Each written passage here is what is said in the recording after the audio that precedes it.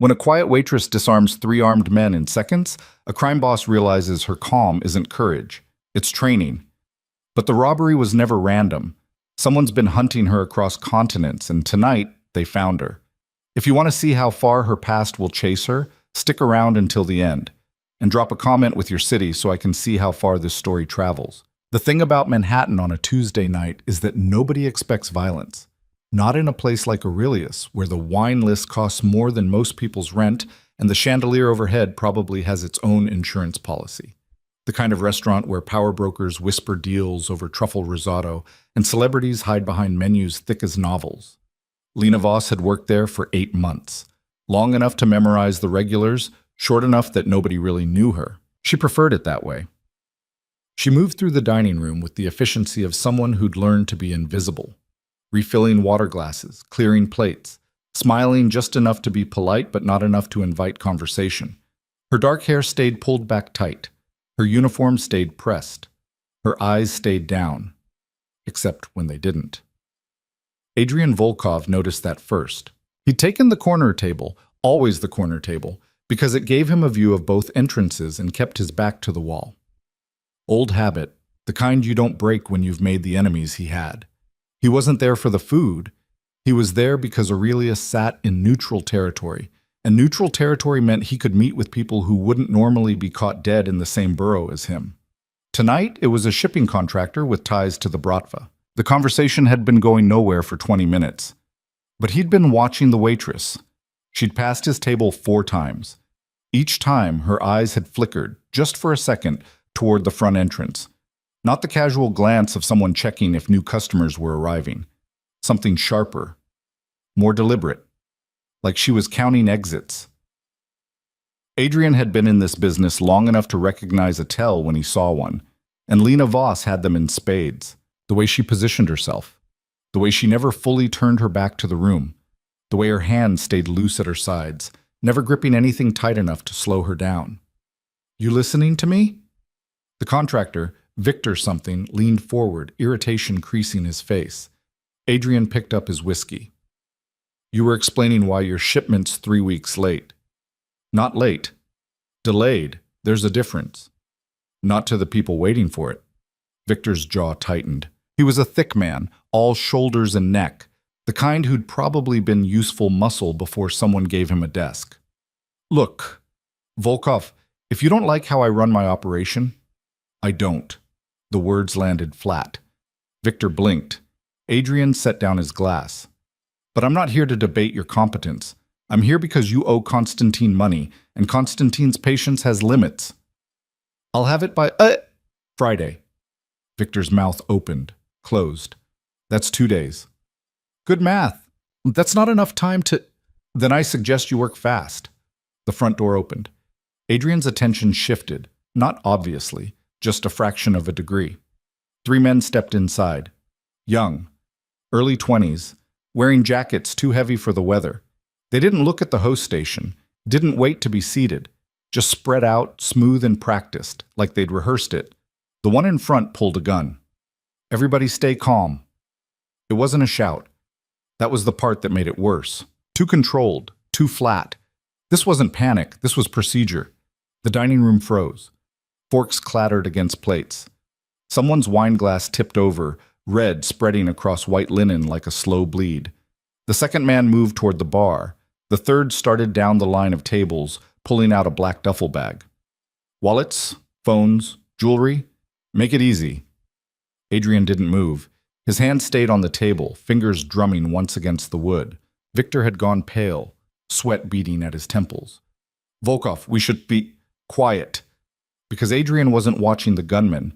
He was watching Lena. She'd been near the kitchen when they came in. Now she stood perfectly still beside table 7, a water pitcher in her left hand. Most of the staff had ducked behind the bar or frozen in place. But not her. Her breathing hadn't changed. Her posture hadn't shifted. She just stood there, weight balanced, head slightly tilted, listening. The lead gunman moved deeper into the room, sweeping his weapon in a lazy arc. "I said wallets. Don't make me ask twice." People started fumbling, hands shaking. A woman near the window was crying, mascara streaking down her face. The man across from her had his hands up, stammering something about his watch being a family heirloom. The gunman didn't care. But as he turned toward the back of the room, his eyes locked onto something. Or someone. His step hitched, just for a second. Then his grip tightened on the gun and he angled toward Lena's position. You. Come here. Lena didn't move. I said, come here. She set down the water pitcher, slowly, deliberately. Then she straightened and for the first time all night, she looked directly at him. Adrian saw it then. The shift. The mask slipping just enough to show what was underneath. She wasn't afraid. The gunman saw it too. His expression changed, confusion flickering into something harder. Don't be stupid, he said. Just get over here. Lena took a step forward, then another. Her hands stayed at her sides. Her pace stayed even. The gunman lowered his weapon slightly, impatient. Faster. She moved faster, and then she was on him. It happened in the space between heartbeats. 1 second she was 3 feet away. The next her hand was clamped around his wrist, twisting, and the gun was clattering to the floor. He tried to pull back. She drove her knee into his ribs, used his own momentum to send him sprawling into a table. China shattered. A woman screamed. The second gunman spun toward her, raising his weapon. Lena grabbed a chair and threw it. Not wild, not panicked, precise. It hit him square in the chest, and he stumbled back into the bar. She closed the distance before he could recover, caught his arm, and slammed his hand against the brass rail. The gun dropped. She swept his legs out from under him, and he went down hard, skull cracking against the floor. The third man was already moving, swinging the duffel bag at her head. Lena ducked, came up inside his reach, and drove her elbow into his throat. He made a wet choking sound and staggered. She hooked his ankle and dropped him. Then she was on top of him, forearm pressed against his windpipe, her voice low and cold. Stay down. He stayed down. The whole thing had taken maybe 8 seconds. The dining room was silent except for ragged breathing and the distant wail of a car alarm outside. Lena stood slowly, brushing glass off her uniform. Her hands weren't shaking, her breathing was controlled. She looked around the room like she was cataloging damage. Then her eyes landed on Adrian. For a moment they just stared at each other. He leaned back in his chair, one hand still resting on his whiskey glass. His expression gave away nothing, but inside his mind was moving fast, cataloging, calculating.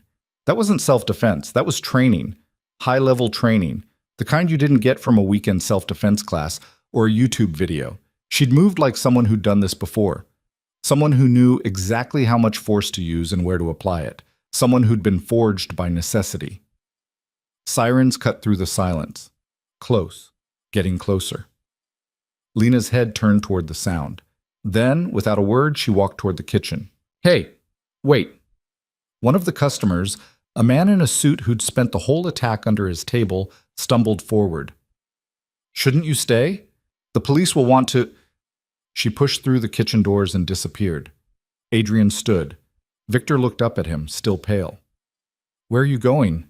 Checking something. The cops are, let them come. He moved through the dining room, stepping over broken glass and upturned chairs. A few people tried to thank him, though he had no idea why. He hadn't done anything. He just watched. The kitchen was chaos. Cooks shouting, pots boiling over.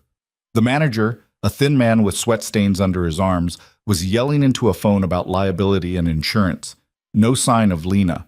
Adrian walked past the prep stations, past the walk-in freezer, toward the back exit. The door was propped open with a brick. He stepped into the alley. Empty.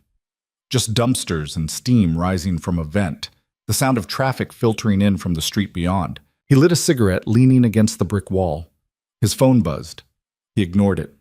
Overhead, the sky was that ugly orange color cities get at night, light pollution drowning out the stars. She was gone, but she'd be back. People like her always came back, not because they wanted to, because they had to. Because whatever they were running from didn't stop just because you changed cities. He knew that pattern. He'd seen it enough times. Hell, he'd lived it. The question was, what was she running from? And more importantly, who sent those men? Because Adrian had been in enough shakedowns to recognize the real thing. This wasn't some crew looking for quick cash. Those men had moved with purpose. They'd spread out to cover exits. They'd stayed calm under pressure, and the lead gunman had looked directly at Lena before things went sideways, like he'd been looking for her. Adrian took a long drag on his cigarette, smoke curling into the night. This wasn't random. 2 days later, Lena showed up for her shift like nothing had happened. Adrian had come back to Aurelia specifically to see if she would. He sat at the same corner table, ordered the same whiskey, and waited. She walked in at 5:30, tied her apron, and started setting tables. The manager, still sweating, still stressed, pulled her aside near the bar. Adrian couldn't hear the conversation, but he could read the body language. The manager was animated, gesturing toward the dining room, probably asking her about the police report or the insurance claim, or any of the dozen bureaucratic nightmares that came with 3 unconscious armed robbers. Lena just nodded, answered in short sentences, then went back to work. Adrian watched her move through the room, same efficiency, same quiet precision, like she'd filed the whole incident under handled and moved on. But he saw the tells now. The way she checked the exits every few minutes. The way she positioned herself near the kitchen door, ready to move. The way her eyes tracked every new person who walked in. She was waiting for something, or someone. When she finally made her way to his table, she didn't look surprised to see him. "Water?" she asked. "Whiskey's fine." She nodded, started to turn away. "You handled yourself well the other night." She paused, didn't turn back. "I got lucky." "That wasn't luck." Now she did turn. Her expression was carefully neutral. "Is there something you need?" "Just making an observation." "Observing what?" "That you're very good at what you do." He gestured toward the dining room. "This, plain and visible. But you're better at the other thing." Her jaw tightened. "I don't know what you're talking about." "Sure you do."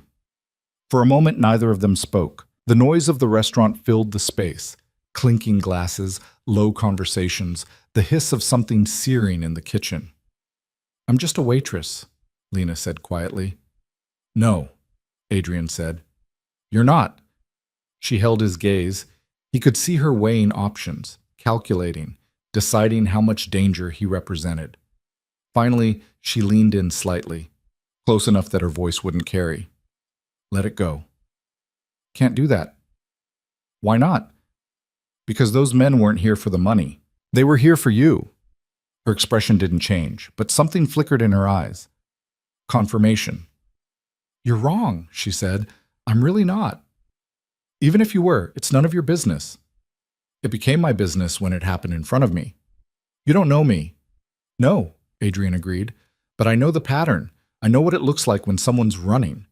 And I know what it looks like when the thing they're running from catches up."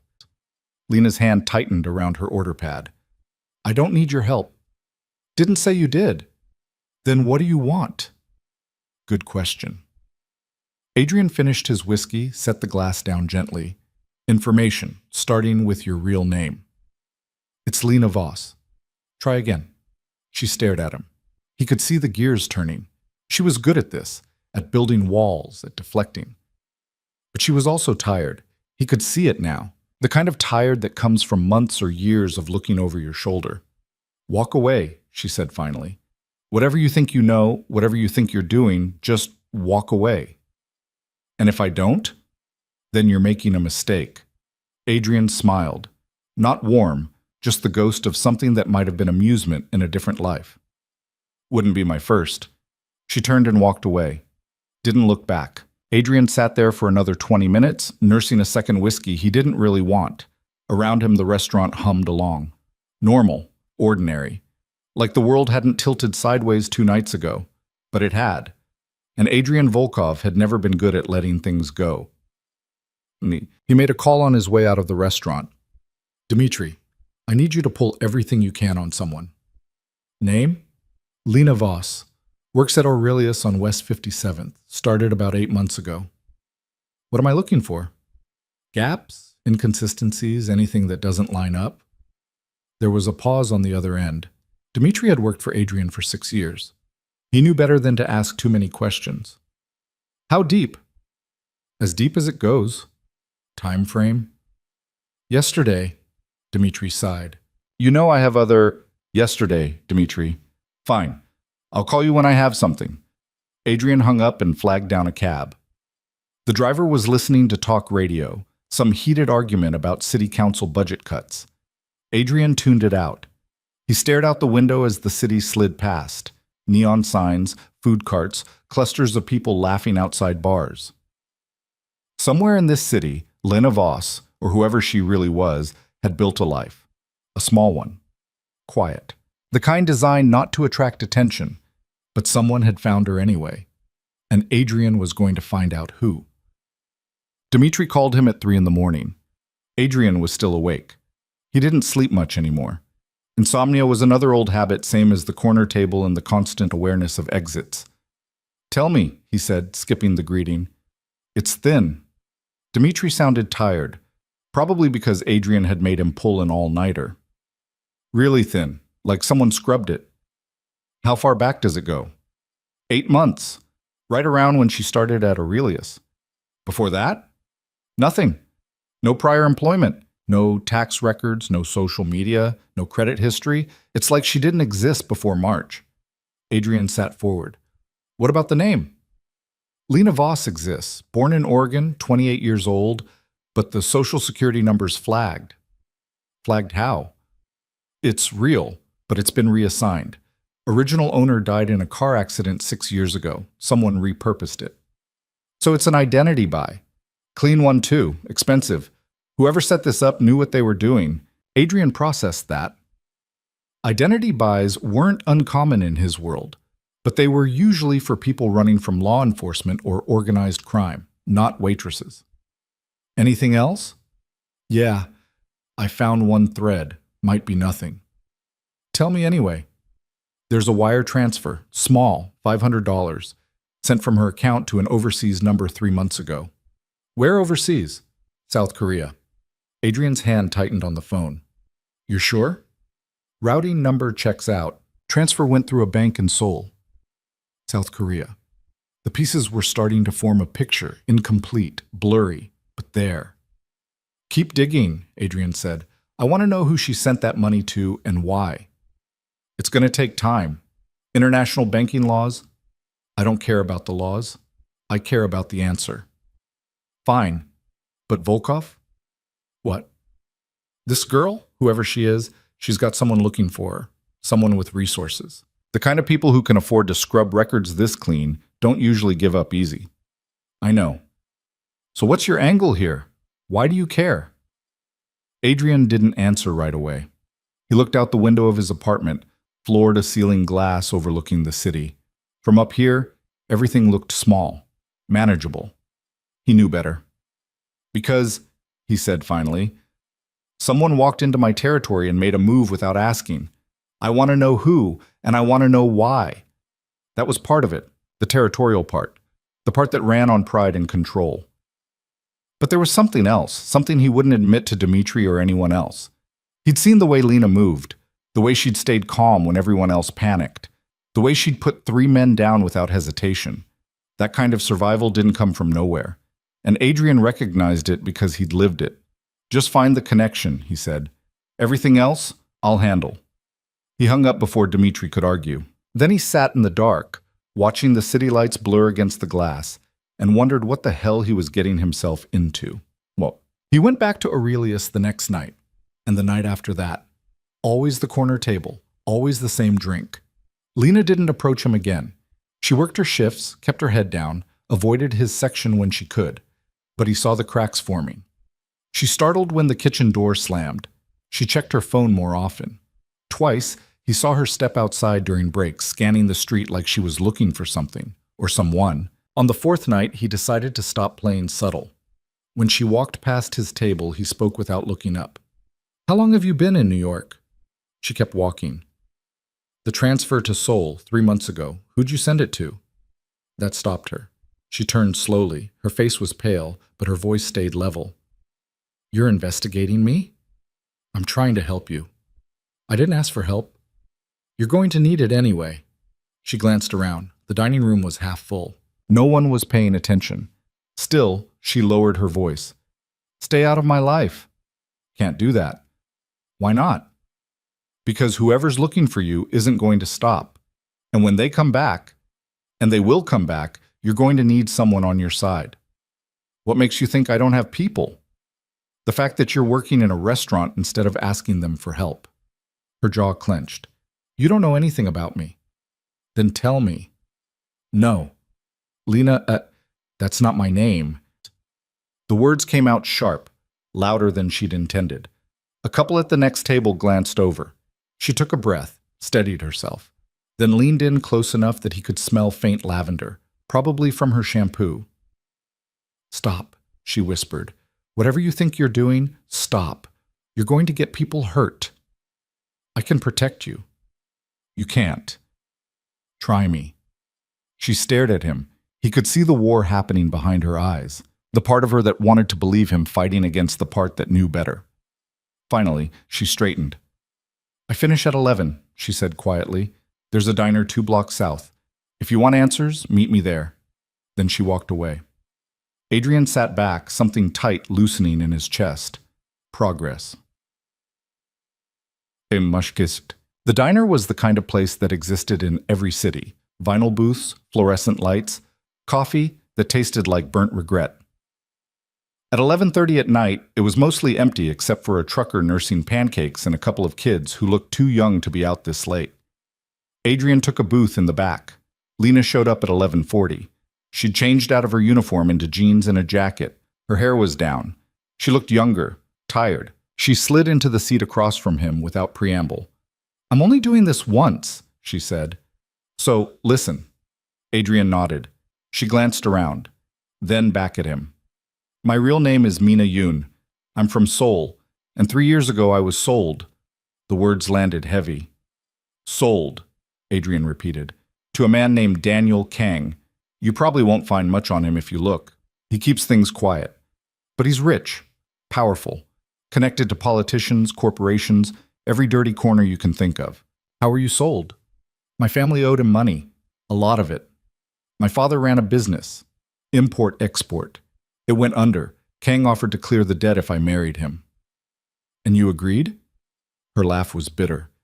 I was 23. I didn't know what I was agreeing to. What happened? She looked down at her hands. They were folded on the table, fingers laced tight.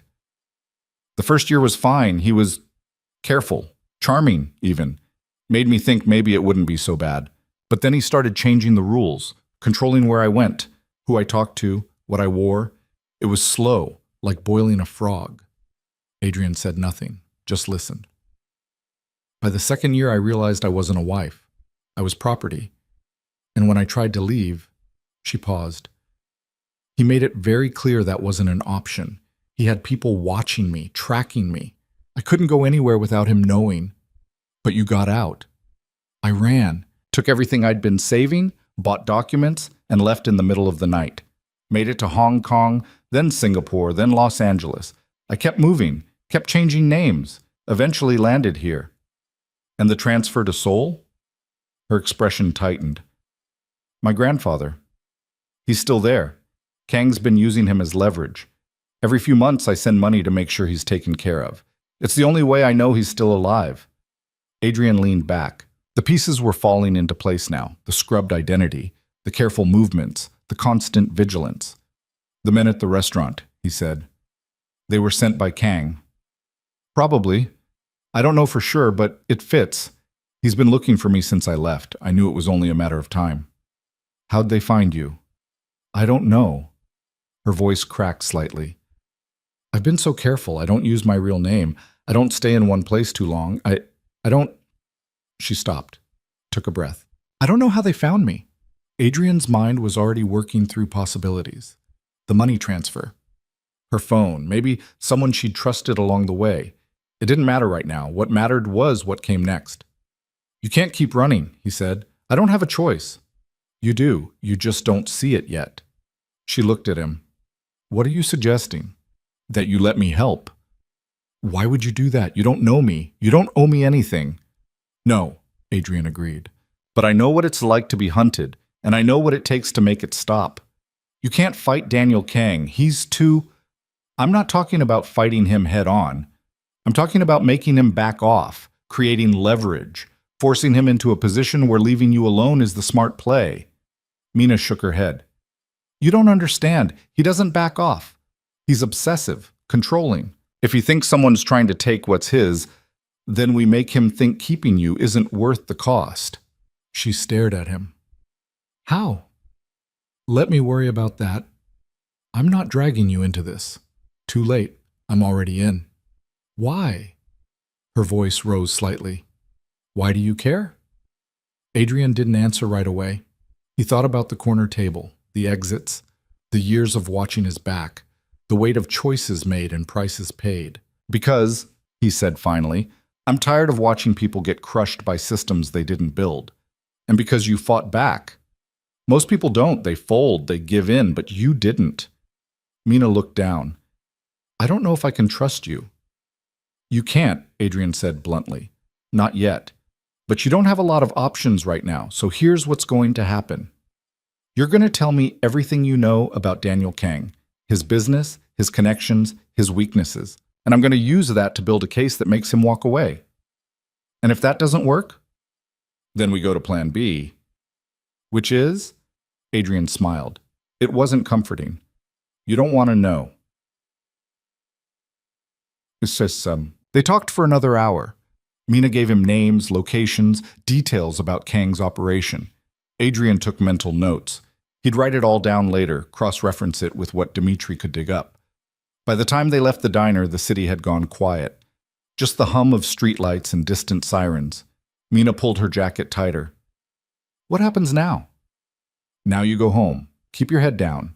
Don't do anything different. If anyone approaches you, anyone, you call me. He handed her a card with a number on it. Nothing else. She looked at it. That's it? That's it. And you're just going to, what? Make this go away? I'm going to try. She hesitated, then slipped the card into her pocket. I still don't understand why you're doing this. Neither do I, Adrian admitted. For a moment, they just stood there under the flickering streetlight. Two people who'd been running in different directions suddenly standing still. Be careful, Mina said quietly. Always am. She turned and walked away, disappearing into the shadows between buildings. Adrian watched her go. Then he pulled out his phone and dialed. Dmitri, I need everything you can find on a man named Daniel Kang, South Korea. Businessman. Operates in the gray. Another all-nighter? Probably. Dmitri sighed. You're going to kill me, Volkov. Not if Kang kills me first. He hung up and started walking. The night air was cold, biting through his coat. Overhead, the city stretched upward, glass and steel and concrete, full of people trying to survive however they could. Adrian had spent years building his own kind of survival, power, control, territory. But this was different. This wasn't about control. This was about making sure someone else got a chance. And if that meant going to war with a man halfway across the world, then so be it. He'd fought worse battles for worse reasons. At least this time, he'd be fighting for something that mattered. Dmitri called back at 6 a.m. with coffee-stained exhaustion in his voice and a list that made Adrian's jaw tighten. Daniel Kang's not just rich, Dmitri said without preamble. He's untouchable, at least on paper. Adrian was already awake, standing at his apartment window watching the city shake off night. He'd been up for hours, running scenarios, discarding most of them. On paper doesn't interest me. What's underneath? Everything you'd expect and worse. Legitimate businesses as a front, tech manufacturing, real estate development, a chain of luxury hotels across Asia. But the money flows through shell companies in the Caymans, Singapore, Panama, classic laundering setup. Who's he connected to? Politicians in Seoul, a few parliament members, couple of judges. He's got law enforcement in his pocket too, police commissioners, prosecutors. Anyone who could make trouble for him either works for him or knows better than to try. Adrian absorbed that. It wasn't surprising. Men like Kang didn't operate in vacuums. They built ecosystems. What about weaknesses? Dmitri hesitated. That's the problem. I can't find any. He's careful, paranoid even. Doesn't trust anyone completely. Uses intermediaries for everything. His inner circle is maybe 3 people, and they've been with him for decades. Everyone has pressure points. Sure, but his are buried deep. I'd need months to dig them up properly. We don't have months. I know. That's why I'm telling you this is a bad idea. Adrian lit a cigarette, cracked the window. Cold air sliced in. What else? He's been looking for the girl. Actively. I found traces, inquiries with private investigators, bounties posted on dark web forums, payments to information brokers. He's spending serious money to find her. How much? $500,000 so far? Maybe more. Adrian exhaled smoke slowly. $500,000. That kind of investment meant obsession or pride. Probably both. Anything on how they found her in New York? Not yet, but I've got a theory. Let's hear it. The money transfer to the grandfather in Seoul. If Kang's got people monitoring the old man, and he definitely does, they could have flagged the transaction, traced it back to her account here. Adrian cursed under his breath. He'd suspected as much, but hearing it confirmed made it worse. Mina had been trying to protect her grandfather, and that kindness had painted a target on her back. Can we use the grandfather? Adrian asked. Use him how? As leverage. If Kang's watching him, maybe we can flip that, make contact, see if the old man's willing to help. That's risky. If Kang finds out we're poking around, he's already found her once. Risk is relative. Dmitri was quiet for a moment. Then, I'll see what I can do. But Volkov, this girl, Mina, you sure she's worth going to war over? Adrian didn't answer right away. He thought about the way she'd moved through that restaurant, the way she'd taken down 3 armed men without flinching, the way her voice had cracked when she talked about her grandfather. Just find me an opening, he said finally. I'll decide what it's worth. He hung up and crushed out his cigarette. The city was waking up now, traffic building, lights coming on in windows across the skyline. Somewhere out there, Mina was probably getting ready for another shift, pretending everything was normal. But normal was over. And whether she liked it or not, Adrian was about to make sure Kang knew she wasn't alone anymore. He didn't go to Aurelius that day. Instead, he made calls. Quiet ones. The kind that didn't leave traces. First was Marcus Chen, who ran a security firm that specialized in corporate espionage. They'd done work together before. Nothing illegal, technically, but nothing clean either. I need surveillance on someone, Adrian said. International target, South Korea. Businessman named Daniel Kang. Marcus whistled low. That's ambitious. What are we looking for?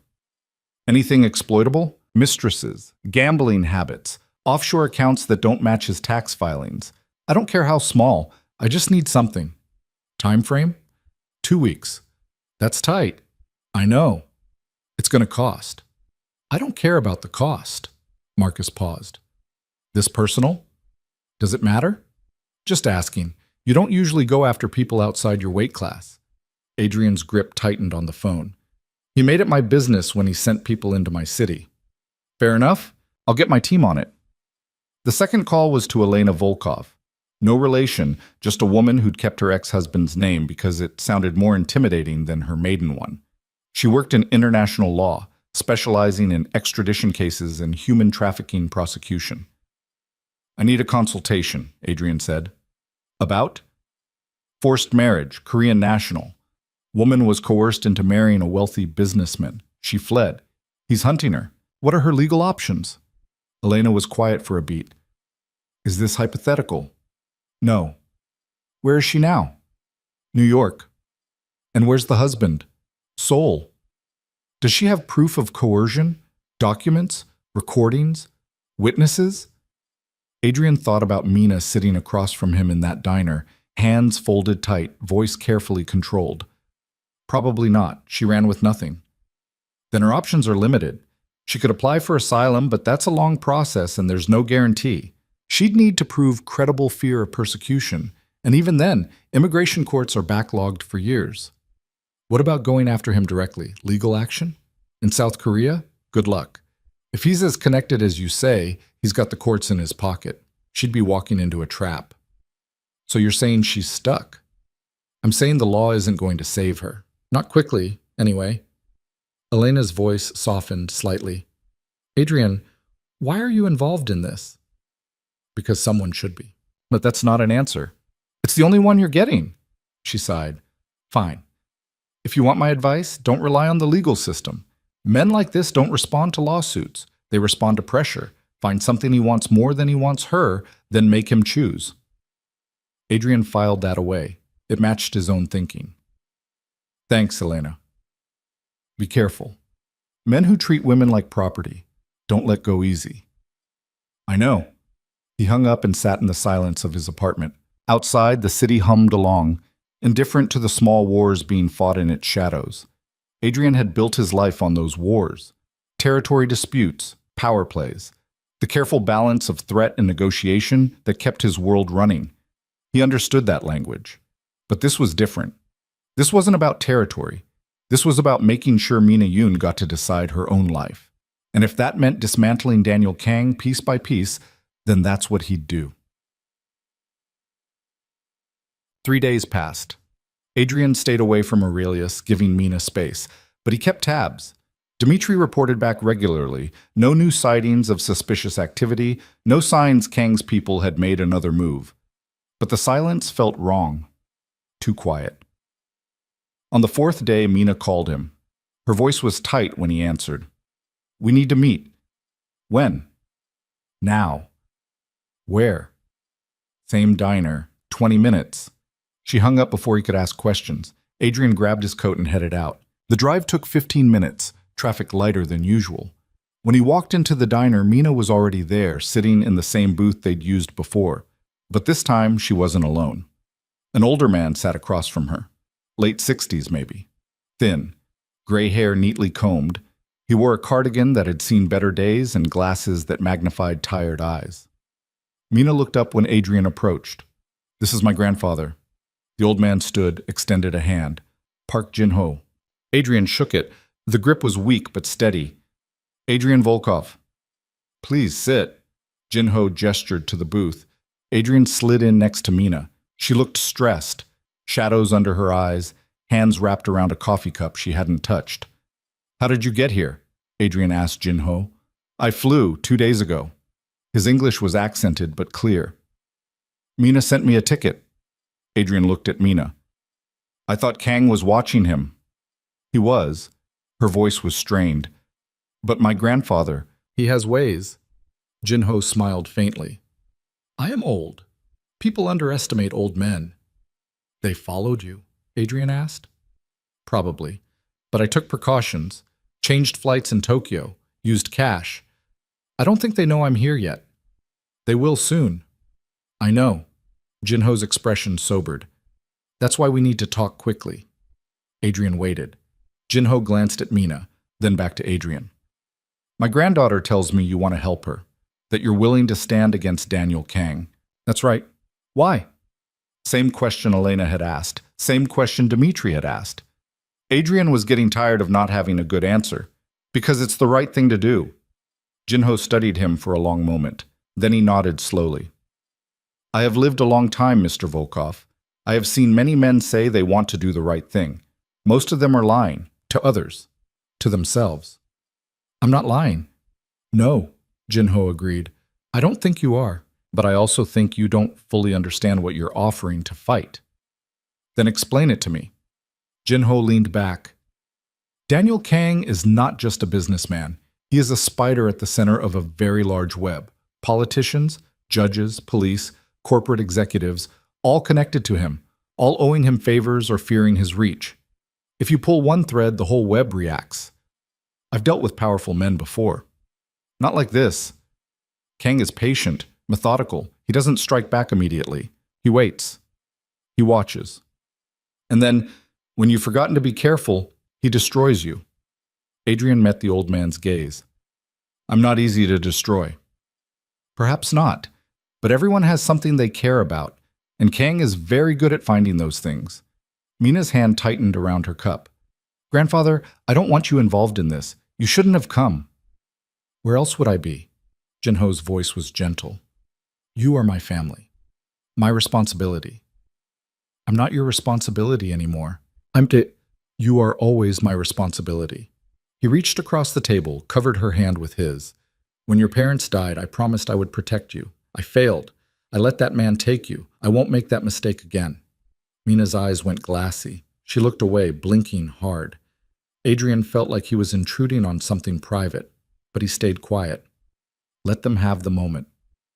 Finally, Jinho turned back to him. I came here because I have information. About Kang. About his operation. Things Mina doesn't know. I'm listening. Kang's businesses are legitimate on the surface, but underneath he runs a network. Human trafficking, contract enforcement, blackmail.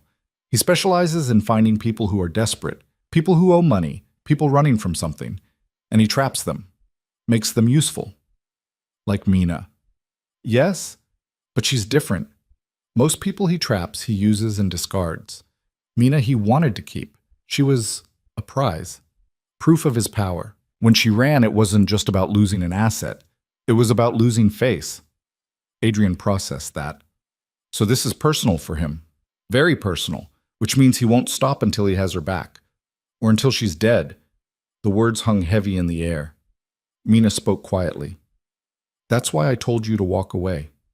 This doesn't end with negotiation. It ends with blood. Adrian looked at her.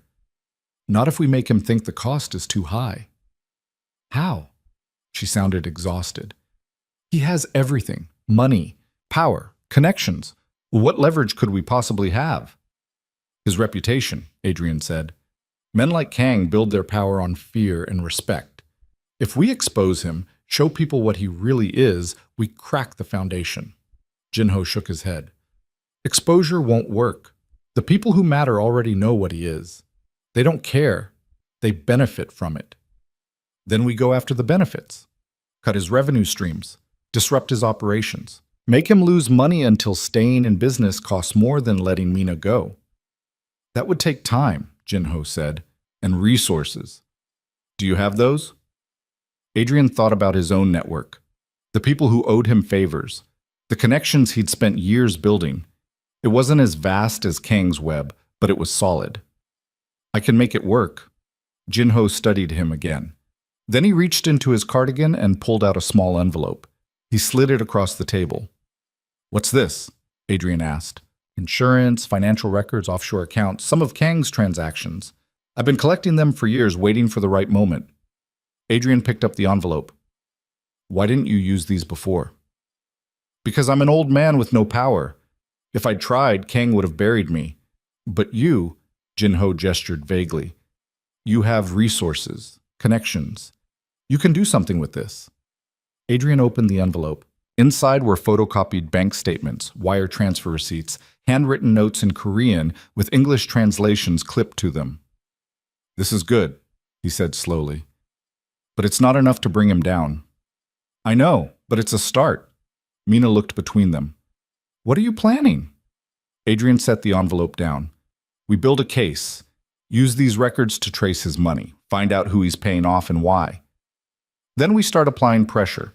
Quietly at first. Make some of his connections nervous. Get them to distance themselves. And when he figures out what you're doing, then we escalate.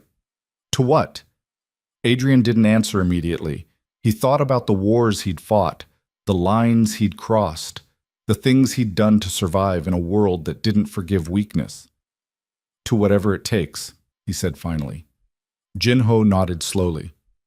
You understand, Mr. Volkov, that once you start this, there is no stopping. Kang will come for you. He will come for everyone you care about. I understand. And you're still willing? Yes. Jinho looked at Mina. Do you trust him? Mina was quiet for a long moment. Then she said, I don't know, but I don't have anyone else.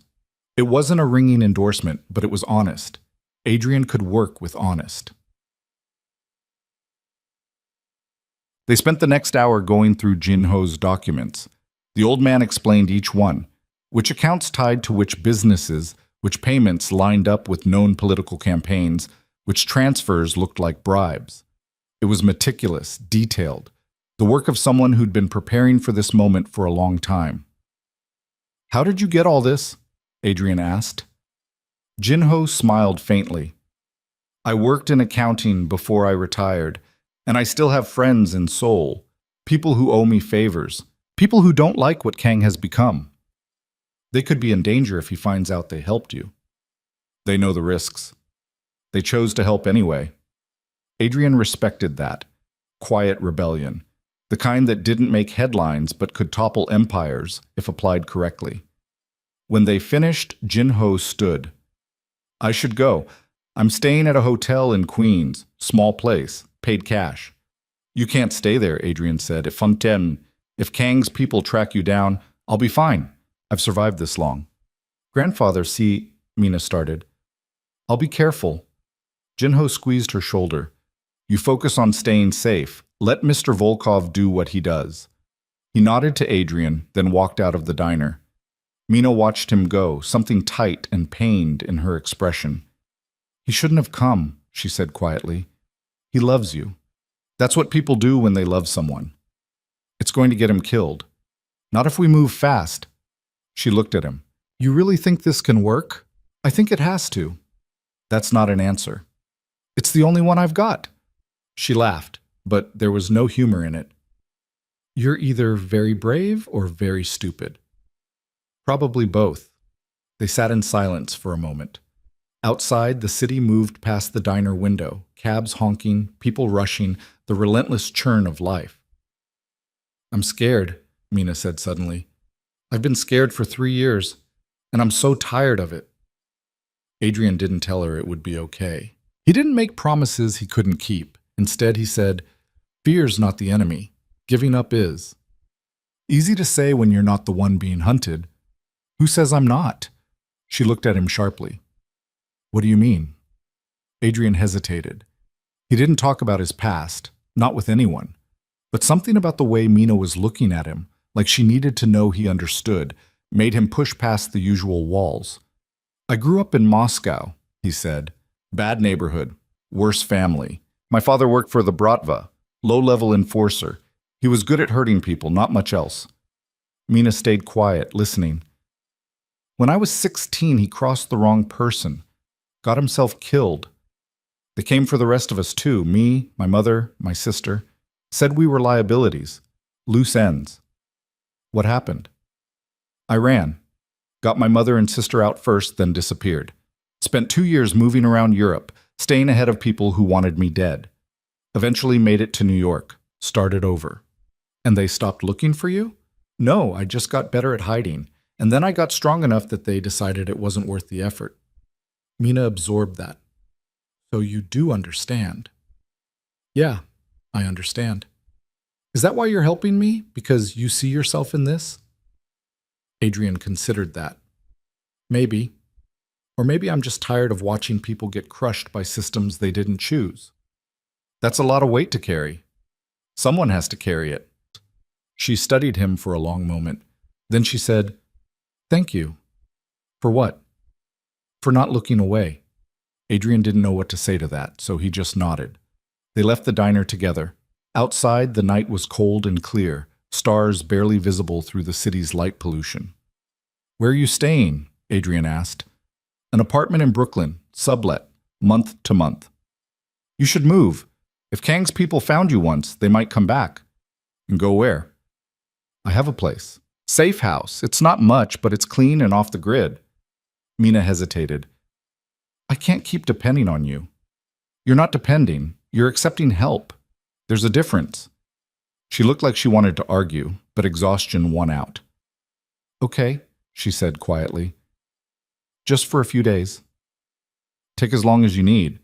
He walked her to her car, a beat-up Honda that had seen better years. She got in, started the engine. Before she closed the door, she looked up at him. Adrian? Yeah? Don't get yourself killed over this. I'll do my best.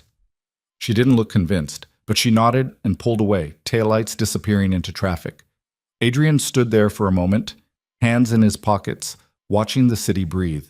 Then he pulled out his phone and called Dmitri. I need you to dig deeper into Kang's network. Focus on his financial backers. Anyone funding his operations. I want names, amounts, everything. You got something? Yeah, a starting point. What are you planning? To make him bleed money until he can't afford to keep chasing her. Dmitri was quiet for a beat. That's a long game, Volkov. You sure you've got the patience?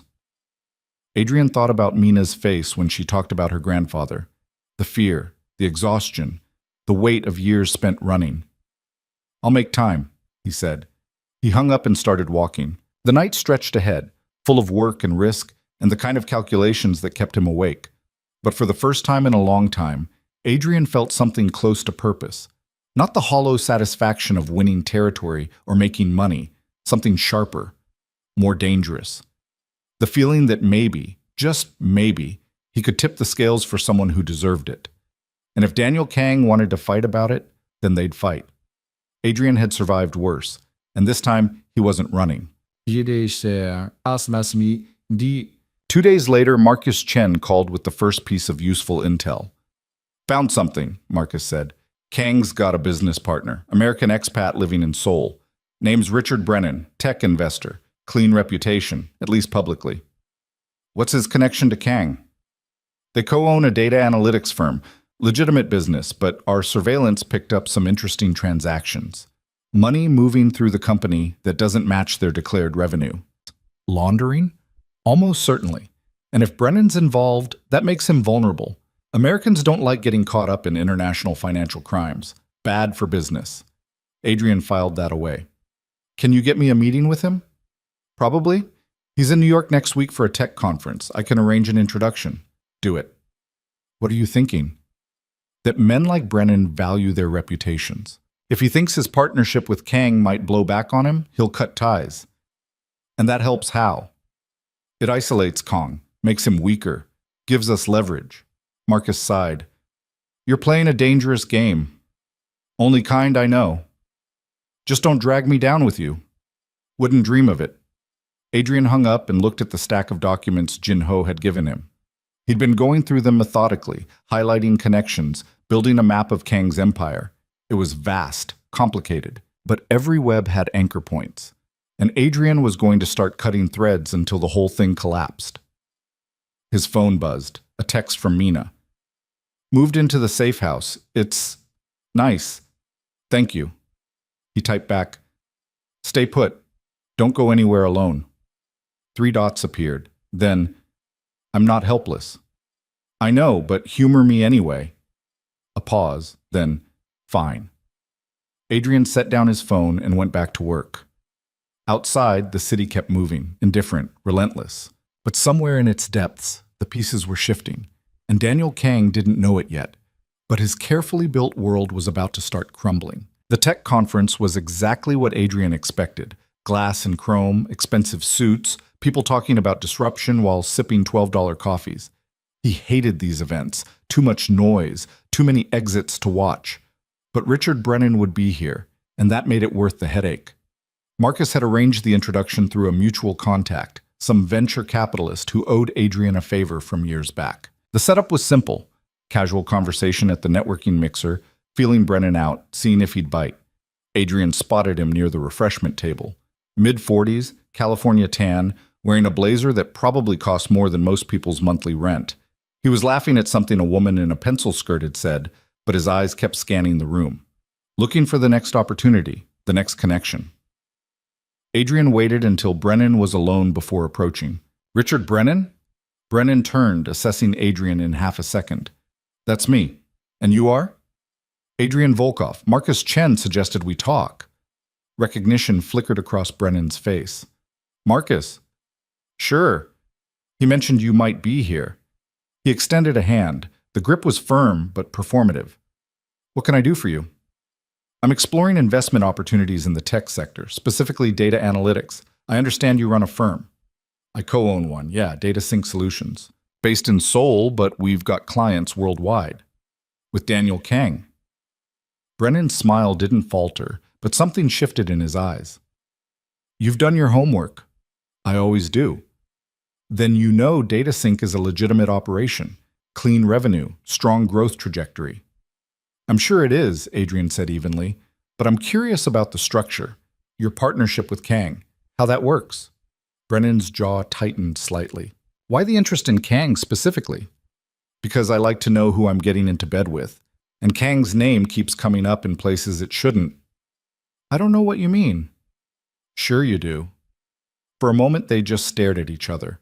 Around them, the mixer hummed along, conversations, laughter, the clink of glasses. Finally, Brennan said, maybe we should take this somewhere more private. They moved to a quieter corner, away from the crowd. Brennan crossed his arms, defensive now. Look, I don't know what you've heard, but DataSync is clean. We run legitimate analytics for corporate clients. That's it. And the money moving through your accounts that doesn't match declared revenue? Brennan's face went pale. I don't know what you're talking about. Yes, you do. And if I found it, other people can too. Federal investigators, the SEC, people who won't be as polite as I'm being. Are you threatening me? I'm giving you a heads up because I think you're smart enough to know when you're in over your head. Brennan looked around, lowered his voice. What do you want? Information about Kang's operation, what he's really using DataSync for. I can't. You can, and you will. Because right now, you've got plausible deniability. You can claim you didn't know what Kang was doing, but the longer you stay silent, the harder that becomes. Brennan's hands clenched. You don't understand. Kang isn't someone you cross. He's got connections, influence. If he finds out I talked to you, then make sure he doesn't find out. That's not how this works. He's got people everywhere, watching, listening. Adrian leaned in slightly. So do I. And right now, I'm offering you a way out. Help me build a case against Kang, and when this blows up, you walk away clean. Refuse and you go down with him.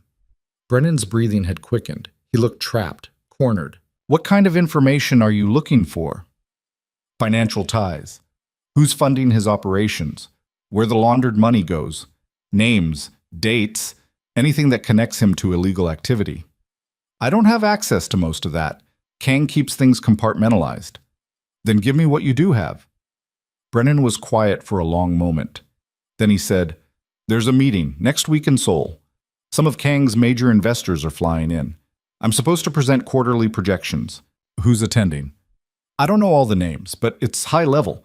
Politicians, corporate executives, people who don't want their involvement made public. Adrian felt a spark of interest. Can you get me a list? Maybe. But even if I do, what are you going to do with it? Apply pressure. Make them nervous. Get them to distance themselves from Kang. And you think that'll work? It's a start. Brennan rubbed his face. This is insane. I should walk away right now. But you won't. Why not? Because you're already in too deep, and you know it. The only question is whether you want to control how this ends or let Kang control it for you. Brennan stared at him.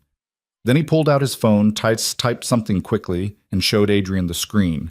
A list of names, 8 of them, all Korean except for 2. Adrian memorized them. Send me that. I can't. If there's a digital trail, then write it down. Old-fashioned paper. No phones, no emails. Brennan looked around again, paranoid. Then he grabbed a napkin from the refreshment table and scribbled the names. He shoved it at Adrian. This is all you're getting from me. After this, we're done. Adrian pocketed the napkin. Fair enough. And if Kang finds out, he won't. Not from me. Brennan didn't look convinced, but he nodded and walked away, disappearing into the crowd. Adrian stayed where he was, hand resting on the napkin in his pocket. 8 names. 8 threads to pull. It wasn't much, but it was enough to start unraveling things. He left the conference and stepped into the cold afternoon air. The city stretched out around him, noise and motion and 1,000 small dramas playing out in the margins. Somewhere across the ocean, Daniel Kang was still pulling strings, still hunting Mina, still believing his empire was untouchable. But empires fell. Adrian had seen it happen before, and this time he was going to make sure he was the one holding the knife. He met Dmitri at a bar in the meatpacking district. It was the kind of place that tried too hard to be cool. Exposed brick, Edison bulbs, bartenders with ironic mustaches. But it was loud enough that conversations got lost in the noise, which made it useful. Dmitri was already there, nursing a beer and looking like he hadn't slept in days. Probably because he hadn't. You look like hell, Adrian said, sliding into the booth. Thanks, you're a real morale booster. Adrian handed him the napkin with the names. Run these. I want backgrounds, financial records, anything that shows how they're connected to Kang. Dmitri unfolded the napkin, scanned the list. Some of these are big names, parliament members, CEOs. This is going to take time. You keep saying that because it keeps being true.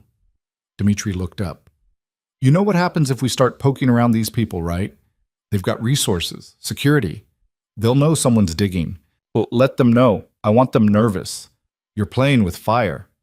I'm aware. Dmitri folded the napkin and tucked it into his jacket. What's the endgame here, Volkov? Say we dig up dirt on all these people. Say we get them to back away from Kang. That still doesn't solve the core problem. Which is? That Kang's obsessed with getting Mina back. Even if we cut his funding, even if we isolate him, he's not going to stop. Men like that don't stop. They double down. Adrian knew Dmitri was right. He'd been thinking the same thing for days. This wasn't just about money or power. For Kang, it was personal, a matter of pride. Then we make it more expensive to keep fighting than to let her go, Adrian said. How? By threatening the one thing he values more than his ego. Which is? His empire, his reputation, his ability to operate. We don't just cut his funding. We dismantle him piece by piece until there's nothing left. Dmitri stared at him. That's not pressure. That's war. Yeah, it is.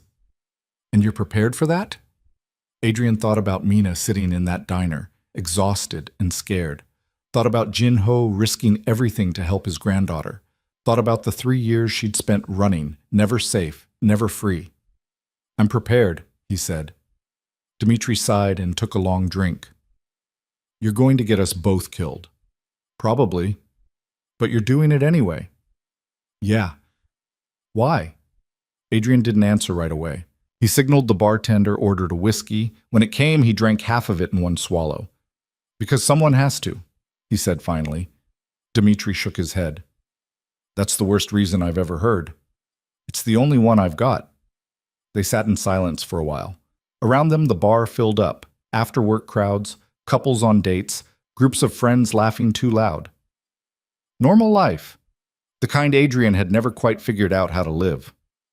There's something else, Dmitri said eventually. I've been tracking Kang's people, the ones who came after Mina at the restaurant. And? They're still in New York, holed up in a hotel in Midtown. Waiting. Adrian's grip tightened on his glass. For what? Orders, probably, or another shot at her. How many? At least 4, maybe more. You have an address? Dmitri hesitated. Yeah, but if you're thinking about going after them, I'm not thinking about it. I'm doing it. That's a terrible idea. Add it to the list. Dmitri pulled out his phone, sent Adrian a text with the hotel address. Just be smart about this. These guys aren't amateurs. Neither am I. That's what worries me. Adrian finished his drink and stood. Keep working on those names. I'll handle Kang's people. Volkov? But Adrian was already walking out. The hotel was a mid-range chain, clean but generic, the kind of place business travelers used when their company was paying but didn't want to spend too much. Adrian watched it from across the street, cataloging details. Security cameras at the entrance, a bored doorman checking his phone, no obvious muscle posted outside. He waited until after midnight, then crossed the street and walked in like he belonged there. The lobby was empty except for a night clerk half asleep behind the desk. Adrian bypassed him entirely, headed straight for the elevators. Dmitri had given him a room number, 4th floor, 412. He took the stairs instead of the elevator, quieter, less chance of running into anyone. The 4th floor hallway was dim, lit by sconces that threw long shadows. Adrian moved down it silently, counting doors. When he reached 412, he stopped, pressed his ear to the door, heard voices inside, low, conversational, at least 2 people. He knocked. The voices stopped. Footsteps approached. The peephole darkened as someone looked through. Who is it? Accented English. Male. Maintenance. Complain about noise from this room. We're not making noise. I still need to check. Hotel policy. Silence. Then the sound of the deadbolt sliding back. The door opened a crack, chain still engaged. A man's face appeared in the gap. Young, Asian, suspicious. Adrian didn't wait. He slammed his shoulder into the door, snapping the chain. The man stumbled back, reaching for something at his waist. Adrian was on him before he could draw. He drove his fist into the man's solar plexus, doubling him over, then brought his knee up into his face. The man went down hard. The second man came from the bedroom, faster than Adrian expected. He had a knife, a short, wicked-looking blade that caught the overhead light. Adrian kicked a chair into his path. The man dodged, slashed at Adrian's arm. The blade caught fabric, drew a thin line of blood. Adrian grabbed a lamp from the side table and swung it. The base caught the man in the temple. He staggered, and Adrian followed up with a punch to the throat. The man dropped the knife, gasping. Adrian swept his legs out and put him on the ground. Then he grabbed the knife and held it to the man's throat. "How many of you are there?" Adrian asked. The man didn't answer, just glared. Adrian pressed the blade harder. "I asked you a question. Go to hell." "Wrong answer." He adjusted his grip, letting the blade draw a tiny bead of blood. The man's eyes widened. "4," he gasped. "4 of us." "Where are the others?" "Next room, 414. "Who sent you?" The man's jaw clenched. "I don't know his name." "Liar." "I'm not lying. We get orders through an intermediary. We don't ask questions." "But you know why you're here." The man hesitated, then nodded. "For the girl," he said. "We're supposed to grab her, bring her back." "To Kang." Another nod. Adrian felt cold rage settling in his chest. "And if you can't grab her?" The man didn't answer. "If you can't grab her, what?" Adrian pressed the blade harder. "We kill her," the man whispered. Adrian's vision narrowed. For a moment, all he could hear was his own heartbeat. Then he pulled back the knife and stood. The man sucked in air, hand going to his throat. "Tell Kong something for me," Adrian said quietly. "Tell him Mina's not alone anymore. Tell him if he wants her, he goes through me first. He'll kill you." "He can try." Adrian walked to the door, paused. "And if I see you or any of your people near her again, I won't be this polite." He left the room, closing the door behind him. His hands were shaking slightly, adrenaline wearing off. The cut on his arm stung, but it wasn't deep. He took the stairs back down, walked out through the lobby. The night clerk didn't even look up. Outside, the city was quiet. Just the hum of late-night traffic and the distant wail of a siren. Adrian pulled out his phone and texted Mina. "Stay inside, don't answer the door for anyone." Then he called Dmitri. "It's done," he said when Dmitri answered. "What's done?" "Kong's people.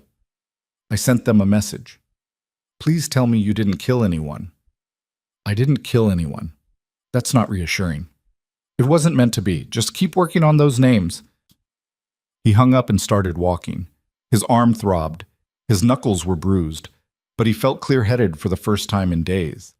This was real now, not just planning, not just gathering information. This was war, and Adrian was done playing defense. He showed up at the safe house an hour later. It was a nondescript building in Queens, the kind of place no one looked at twice. He'd bought it years ago under a shell company, kept it stocked and ready for situations exactly like this. Mina answered the door on the third knock, holding a kitchen knife. "It's me," Adrian said. She lowered the knife, relief and irritation warring on her face. "You said not to open the door for anyone." "I'm not anyone." She stepped aside to let him in. The apartment was small but clean, one bedroom, kitchenette, a couch that pulled out into a bed. Mina had been sleeping on the couch, judging by the blankets piled there. "What happened?" she asked, noticing the blood on his sleeve. "Ran into some of Kang's people." Her expression tightened. "Are you okay?" "I'm fine. It's not deep." "Let me see." "Mina." "Let me see." He sighed and shrugged off his jacket. She guided him to the kitchenette, turned on the light, and rolled up his sleeve. The cut was about 3 inches long, shallow but messy. "You need stitches," she said. "I've had worse." "That's not the point." She pulled out a first aid kit from under the sink. Adrian had stocked the place well and started cleaning the wound. Her hands were steady, efficient.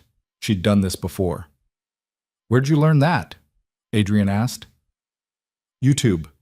A necessity." She dabbed antiseptic on the cut. He hissed. "Sorry." "It's fine." They were quiet for a moment. Mina worked carefully, her focus complete. When she finished cleaning, she applied butterfly bandages to hold the edges together. "There," she said. That should hold until you can see a real doctor. I'm not seeing a doctor. Of course you're not. She put away the first aid kit. What did you do to Kang's people? Sent them a message. Which was? That you're not alone, and that if they want to get to you, they go through me. Mina's jaw tightened. You shouldn't have done that. Too late. Adrian, this isn't your fight. We've been over this. And I'm telling you again, you're going to get yourself killed. Maybe, but at least I'll go down swinging. She turned away, braced her hands on the counter. I don't want that on my conscience. It's not on you. It's my choice. Why? Her voice cracked slightly. Why are you doing this? You barely know me. You don't owe me anything.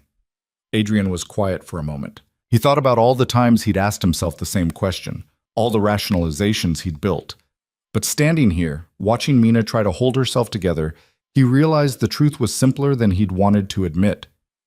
Because I see what Kang did to you, he said quietly, what he's still doing, and I can't just walk away from that. Why not? Other people have. I'm not other people. She turned back to face him. Her eyes were red, but she wasn't crying. What if we lose? What if all of this, everything you're doing, what if it's not enough? Then at least we tried. That's not comforting. No, but it's honest. Mina laughed, but it came out strangled. You're either the bravest person I've ever met or the most reckless. Definitely the second one. She shook her head. I don't know whether to thank you or yell at you. You can do both. For a moment, they just stood there. The apartment was quiet except for the hum of the refrigerator and distant traffic outside. Then Mina said, My grandfather called. He's worried. Thinks he's being followed. Adrian's attention sharpened. Where is he? Still at the hotel. But he wants to move. Thinks it's safer. It's not. Moving makes him more vulnerable. Tell him to stay put. I'll send someone to watch the place. You have people? A few. People I trust. Mina looked uncertain. What if Kang's already found him? Then we deal with it, but panicking won't help. She nodded slowly. Okay, I'll tell him. Adrian checked his watch, nearly 3 a.m. You should get some sleep. I can't. Every time I close my eyes, I think about what happens if Kang wins. If he gets me back. He's not going to. You can't promise that. No, but I can make it a hell of a lot harder for him to try. Mina studied him. You really believe we can beat him, don't you? I believe we can make him wish he'd never started this. She smiled faintly. That's not the same thing. Close enough. She walked to the couch, sat down heavily. I've been running for 3 years. I don't know how to stop. You don't have to stop. You just have to stand still long enough to fight back. And if I'm not strong enough? Adrian sat down across from her. You took down 3 armed men in under 10 seconds. You survived 3 years on your own with one of the most dangerous men in Asia hunting you. You're strong enough. That was survival. This is different. How? Because now there are other people involved. You, my grandfather. If something happens to either of you because of me, it won't be because of you. It'll be because of Kang. Don't carry his weight. Mina looked at him for a long moment. Then she said, How do you do it? Carry all of this and not break? Who says I don't break? You seem, what? Unshakable. Adrian laughed, but there was no humor in it. I'm good at hiding the cracks doesn't mean they're not there. Where are they? He didn't answer, just looked away. Mina didn't push. She just pulled the blanket tighter around herself and leaned back against the couch. Thank you, she said quietly, for the message you sent, for everything. Don't thank me yet. We're just getting started. I know, but still. Adrian stood. Get some rest. I'll be back tomorrow. Where are you going? To finish what I started. He left before she could ask more questions. Outside, the night was cold and still. His arm ached where the knife had caught him, and exhaustion pulled at the edges of his thoughts. But he couldn't stop now, not when Kang's people were still out there. Not when the names on that napkin represented threads he could pull. Not when Mina and her grandfather were still in danger. He got into his car and drove through the empty streets, thinking about empires and the people who built them, thinking about power and what it cost to take it, thinking about all the ways this could go wrong. But mostly, he thought about Mina's question. Why are you doing this? And the answer that kept coming back, no matter how many times he tried to rationalize it differently, because it's the right thing to do, simple, inadequate, true. He pulled out his phone and called Dmitri one more time. "I need you to move faster on those names," he said. "We're running out of time." "I'm doing the best I can. Do better." He hung up and kept driving, the city lights blurring past, and somewhere ahead of him the shape of a plan began to form. Not perfect, not safe, but maybe, just maybe, enough. 3 days after Adrian sent his message, everything went to hell. It started with a phone call at 4 in the morning. Adrian was barely asleep when his phone buzzed on the nightstand. He grabbed it, already awake, already knowing this wouldn't be good news. "Volkov," Dmitri's voice was tight. "We've got a problem." Adrian sat up. "Talk to me." "Jinho's hotel. There was an incident. Someone tried to grab him." Adrian's blood went cold. "Is he alive?" "Yeah, but barely. He fought back. Hotel security got involved. Police are there now." "Where is he?" "Hospital, Mount Sinai. They're holding him for observation." Adrian was already pulling on clothes. "And Mina?" "I haven't told her yet. Thought you'd want to handle that." "Good call. Send me the hospital address." "Already done." "But Volkov." "There's more." "What?" "The guy who tried to grab Jinho. He's talking. Told the cops he was hired to bring the old man back to Seoul. Said there's a bounty. 50,000. Adrian closed his eyes. Kang put a price on his head. "Looks like it. And if one person tried, others will too." "How long before this hits the news?" "Hard to say. Police are keeping it quiet for now, but with that kind of money on the table, word's going to spread fast." Adrian grabbed his jacket. "Keep monitoring. If you hear anything, call me immediately." "What are you going to do?" "Get Jinho somewhere safe. Then figure out how to end this before someone else gets hurt." He hung up and headed for the door. The drive to the safe house took 15 minutes through empty streets. When he knocked, Mina answered immediately, like she'd been waiting. One look at his face and she knew. "What happened?" "Your grandfather. Someone tried to take him." The color drained from her face. "Is he—" "He's alive, at Mount Sinai, but we need to move now."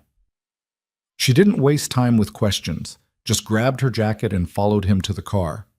They drove in silence. Adrian could feel the tension radiating off her, fear mixed with anger, guilt mixed with helplessness. He'd seen that combination before. It ate people alive if you let it.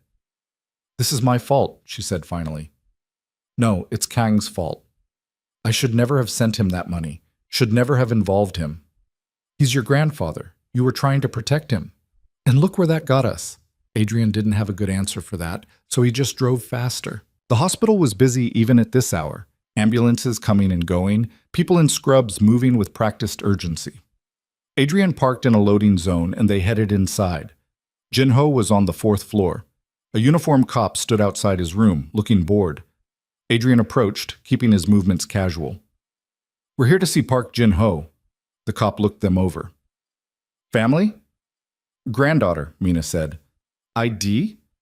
Mina showed her driver's license, the fake one under Lena Voss. The cop glanced at it, didn't look too closely, and waved them through. Inside, Jinho was sitting up in bed, looking older and frailer than he had 3 days ago. His face was bruised, one eye swollen shut. His left arm was in a sling. "Grandfather." Mina rushed to his side. Jinho managed a weak smile. "Mina, you shouldn't have come." "Of course I came." Her voice cracked. "What happened?" "A man. He came to my room, said he had a message. When I opened the door, he tried to force his way in. We fought. I'm not as young as I used to be, but I still remember a few things." He gestured to his injuries. "He got the worst of it." "Where is he now?" Adrian asked. "Police custody. They arrested him in the lobby." "Did he say anything? Mention Kang?" Jinho shook his head. "Just that he was hired to bring me back. Said there was money involved. A lot of it." Adrian exchanged a glance with Mina. She looked pale, hands clenched into fists. "You can't stay here," Adrian said. "It's not safe. If one person found you, others will try." "Where would I go?" "With us. I've got a place, secure, off the grid."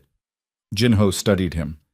"Mr. Volkov, I appreciate what you're trying to do, but I'm tired of running. I've spent 3 years worrying about Mina, watching her suffer because of my mistakes. Maybe it's time I face this directly. That's suicide, Adrian said bluntly. Perhaps, but at least it would end. Grandfather, no. Mina's voice was fierce. You're not giving up. Not now. I'm not giving up. I'm being realistic. You're being stubborn. Jinho smiled faintly. That's where you get it from. Mina looked like she wanted to argue more, but a doctor appeared in the doorway, a woman in her 40s with tired eyes and a clipboard. Mr. Park? We need to run a few more tests, make sure there's no internal damage. How long will that take? Adrian asked. A few hours, maybe longer. We'll wait, Mina said. The doctor nodded and left. Jinho settled back against his pillow, wincing. You should go, he said to Mina. Get some rest, I'll be fine. I'm not leaving you. Mina, I'm not leaving. Jinho sighed but didn't argue further. He closed his eyes, exhaustion pulling at him. Adrian stepped outside the room, pulled out his phone, and called Dmitri. I need security on Mount Sinai, 4th floor, room 412. Round the clock. How many people? 2 minimum. Armed. Tell them to watch for anyone asking about Park Jin-ho. That's going to be expensive. I don't care. Just do it. You're burning through resources fast, Volkov. Then I'll burn faster. This ends soon, one way or another. He hung up and leaned against the wall. His arm ached where the knife had caught him. His head throbbed from lack of sleep. He felt like he was holding together a structure that wanted to collapse. Mina stepped out of the room. He's asleep. Good. He needs it. She rubbed her face. This is getting worse.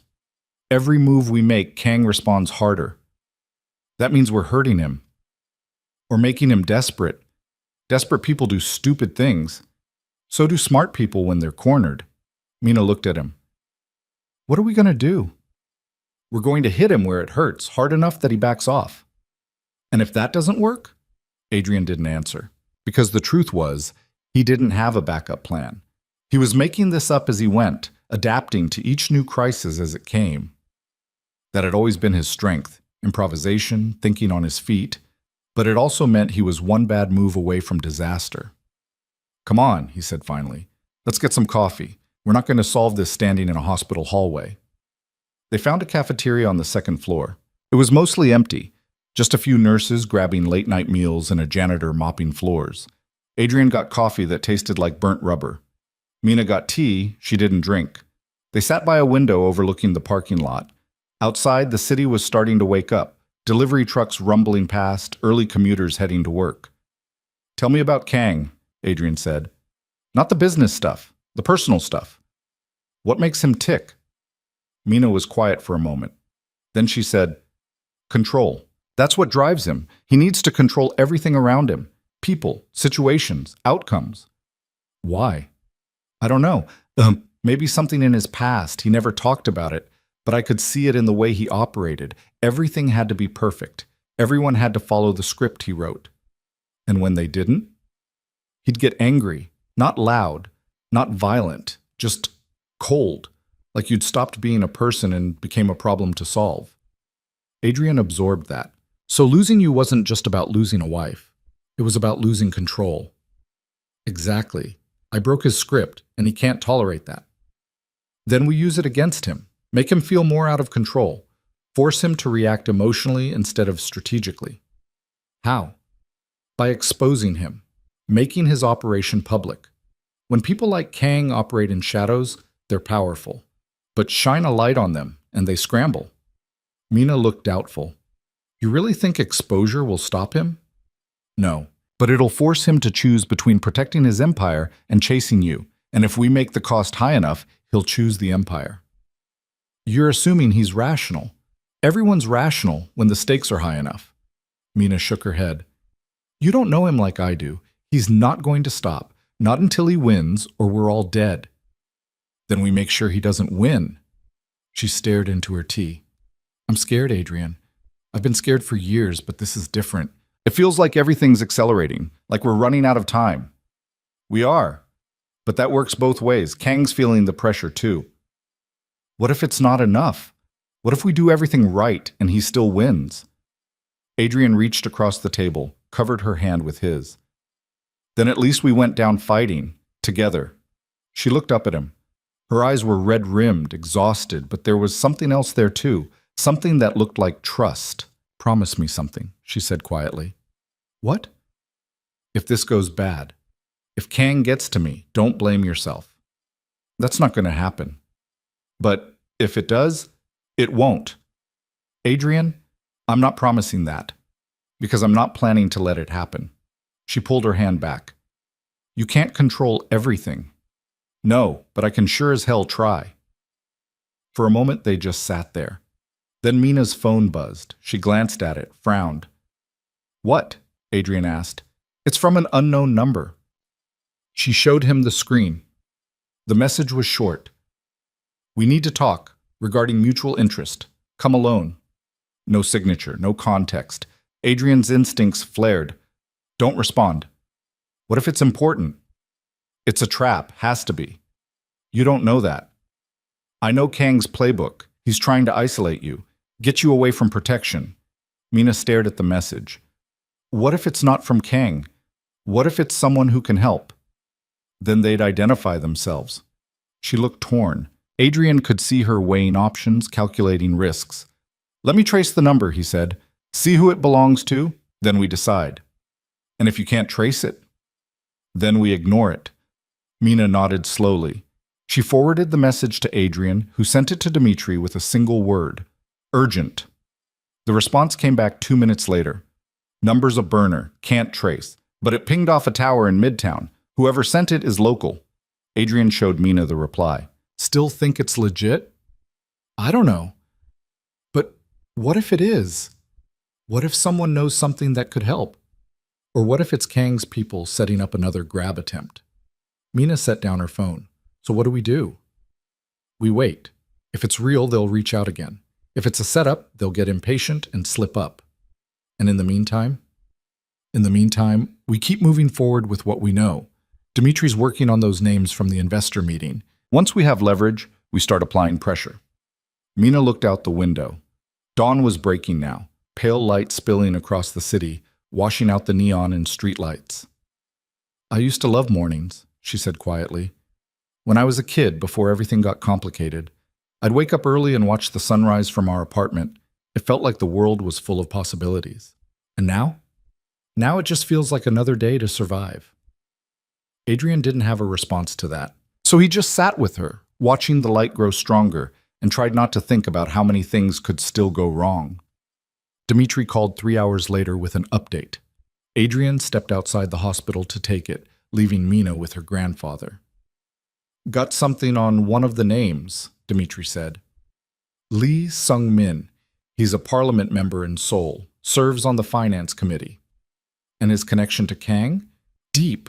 Kang's been funneling money to Lee's campaigns for years. In exchange, Lee pushes legislation that benefits Kang's businesses. Classic quid pro quo. Can we prove it?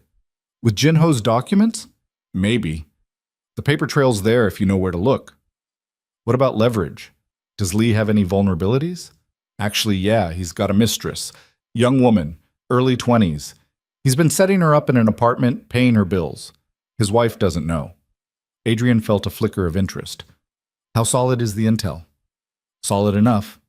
I've got photos, bank transfers, hotel receipts. Send them to me. Already done. But Volkov, if you're thinking about threatening Lee with exposure, that's exactly what I'm thinking. It's risky. He could call your bluff. Or worse, he could tell Kang you're targeting his allies. Let him tell Kang, I want Kong to know I'm coming. Dmitri sighed. You're really committed to this scorched earth approach, aren't you? It's the only approach that works with people like this. Just don't burn yourself in the process. Adrian hung up and went back inside. Mina was sitting with Jinho, who looked slightly better after some rest. The doctor had cleared him. No internal damage, just bruising and exhaustion. We can leave, Mina said when Adrian walked in. They're discharging him. Good, we'll move him to the safe house. Stay there until this is over. Jinho started to protest, but Mina cut him off. Don't argue. You're coming with us. The old man sighed, but nodded. They left the hospital through a side exit, avoiding the main entrance. Adrian had his security team do a sweep first, making sure no one was waiting outside. The drive back to Queens was tense. Adrian kept checking the mirrors, watching for tails, but the streets stayed clear. When they reached the safe house, he got Jinho settled on the couch. The old man looked exhausted, moving slowly, favoring his injured arm. "Rest," Adrian said. "I'll be back tonight." "Where are you going?" Mina asked. "To start pulling threads. The first name on that list, Lee Sung-min. I'm going to make him an offer he can't refuse." "You're going to Seoul?"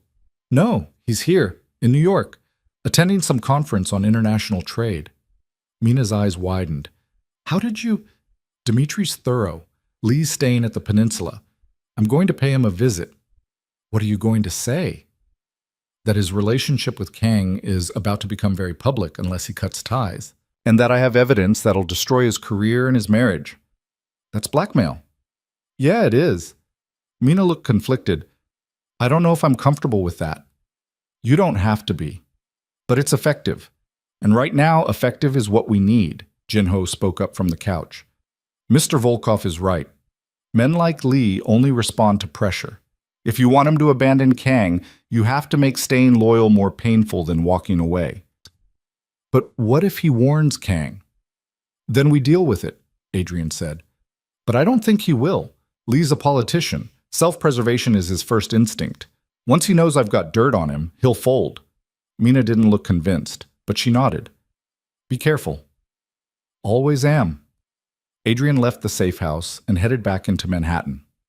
The Peninsula Hotel was in Midtown, luxury and discretion, the kind of place where people paid for privacy. He arrived just after noon. The lobby was marble and crystal, hushed conversations and expensive luggage.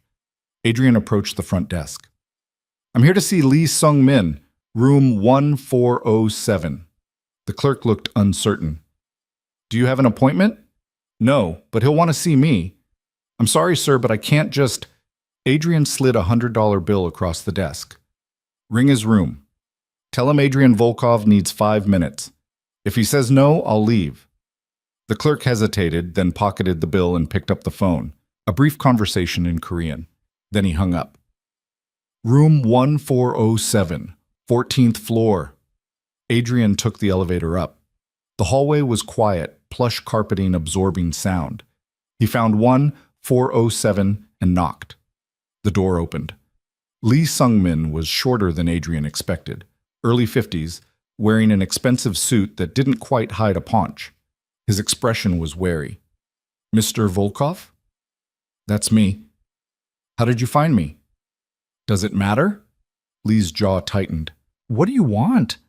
5 minutes of your time, that's all." Lee looked like he wanted to refuse, but curiosity won out. He stepped aside. The suite was opulent. Floor-to-ceiling windows, separate living area, a view of Central Park. Lee gestured to a chair but didn't sit himself. He stood by the window, arms crossed. "I have a meeting in 20 minutes. Make this quick."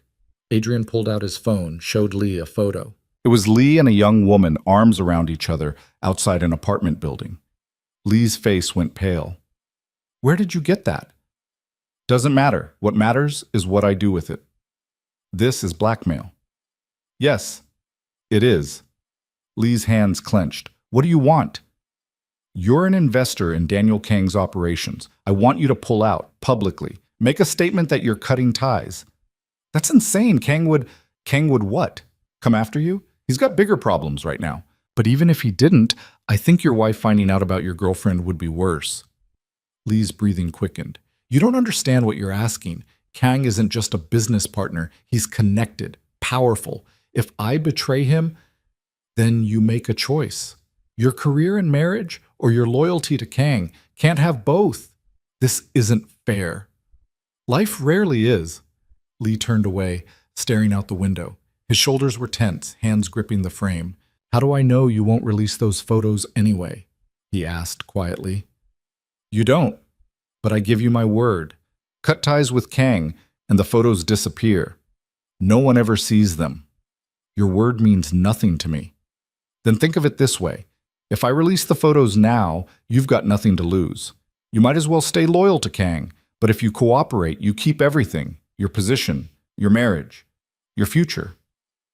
Lee was quiet for a long time. Outside, the city spread out below, millions of people living their lives, unaware of the small war being fought in this hotel room. Finally, Lee said, "I need time to think. You've got 24 hours. After that, the photos go public."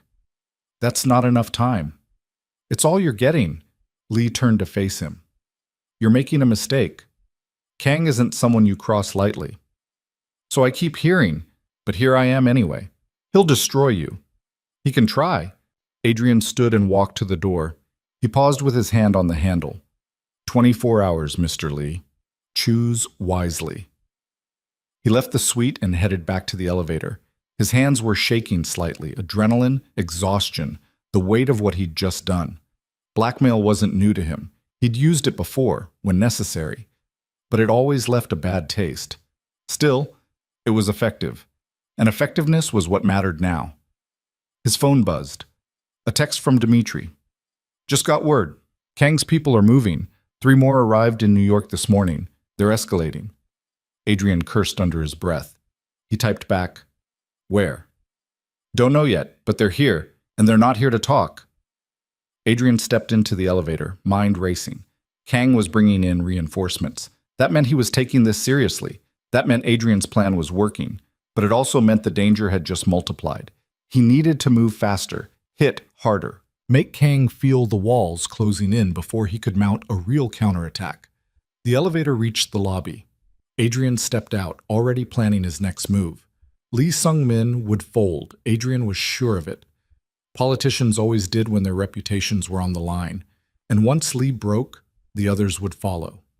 One by one, Kang's support structure would crumble. At least that was the theory. Adrian had bet everything on it. Now he just had to hope he was right. Lee Sung-min called 18 hours later. Adrian was at his apartment going through financial records with Dimitri when his phone rang. Unknown number. He answered on the second ring. "I'll do it." Lee's voice was strained. "I'll cut ties with Kang." "Smart choice." "But I need guarantees. The photos will disappear. You have my word." "Your word isn't enough. I want the originals, all copies destroyed." Adrian glanced at Dimitri, who nodded. "Done. You'll get confirmation once you make the announcement." "When?" "Today. Call a press conference. Say you're divesting from all partnerships with Kang's companies. Cite ethical concerns. Make it public and irreversible." Lee was quiet for a beat. "This is going to destroy my relationship with him. He'll come after me." "That's your problem, not mine. You made your choice." "You don't understand what you've started. Kang doesn't forgive betrayal." "Then I guess you better hope he's too busy with other problems to focus on you." Adrian hung up before Lee could respond. Dimitri was watching him with something between admiration and concern. "That's one down," Dimitri said. "What about the others?" "We keep pushing. Lee's announcement will rattle them, make them nervous. Some will distance themselves voluntarily. The ones who don't, we target the same way." "That's going to take time we might not have. Kang's people are here. They're looking for Mina." "I know, which is why we need to accelerate." Adrian stood, paced to the window. "What's the status on Kang himself? Any movement?" "He's still in Seoul, but he's making calls, a lot of them, to people here in New York. We're monitoring what we can, but he's careful, uses encrypted lines. He's coordinating something." "Definitely. Question is what?" Adrian's phone buzzed. A text from an unknown number. "We need to meet. Tonight. 10 p.m. Pier 17. Come alone if you want your answers." He showed it to Dimitri. "That's the same number that texted Mina," Dimitri said. "Whoever this is, they're persistent. Or desperate." "You think it's a trap?" "Probably. But it might also be someone trying to reach out. Someone inside Kang's operation who wants out." "That's a hell of a gamble." "Everything about this is a gamble." Adrian checked his watch. 6 hours until the meeting. "I'm going." "That's stupid." "Yeah, but I'm running out of options. If there's even a chance this person has useful information, I have to take it." Dimitri shook his head. "At least let me send backup, someone watching from a distance." "Fine. But they stay back. If this person sees a crowd, they'll bolt." "What are you going to tell Mina?" "Nothing. Not until I know what this is." She's not going to like that. She doesn't have to like it. She just has to stay safe. Adrian left his apartment and headed back to Queens. The safe house was quiet when he arrived. Jinho was asleep on the couch, wrapped in blankets. Mina sat at the small kitchen table, staring at her phone. "Any news?" she asked without looking up. "Lee's going to make an announcement. He's cutting ties with Kang." Her head snapped up. "He agreed?" "Didn't have much choice." "What did you threaten him with?" "Does it matter?" Mina studied him. "You're getting good at this. The moral compromises. It's not about being good at it. It's about doing what needs to be done. And where does that end? How many lines do you cross before you're no different from Kang?" The question hit harder than Adrian expected. He sat down across from her. "I don't know," he said honestly. "But I know the difference is I'm doing this to free you, not trap you. That has to count for something." "Does it? Or is that just what you tell yourself to sleep at night?" Adrian didn't have an answer, because she was right. Every move he'd made, the blackmail, the threats, the violence, it all lived in the same gray space Kang occupied. The only difference was intent, but intent didn't absolve you. "Not really. I'm trying to do the right thing," he said finally, "even if I'm doing it the wrong way." Mina's expression softened slightly. "I know, and I'm not ungrateful. I don't want you to lose yourself in this. I lost myself a long time ago. This is just me trying to find something worth holding on to." She reached across the table, covered his hand with hers. "Then don't let go, no matter what happens." He squeezed her hand. "I won't." They sat like that for a moment, the weight of everything unsaid pressing down between them. Then Adrian pulled away. "I have to go out tonight. A meeting." "With who?" "I don't know yet. Someone who claims they have information." "That sounds like a trap." "Probably is, but I'm going anyway." "Adrian, I'll be careful. I'm bringing backup. But I need you to stay here. Keep the doors locked. Don't open them for anyone except me or Dimitri." "How long will you be gone?" "Few hours. I'll call when I'm on my way back." Mina looked like she wanted to argue, but she just nodded. "Be safe. Always." He left before she could see the doubt in his eyes.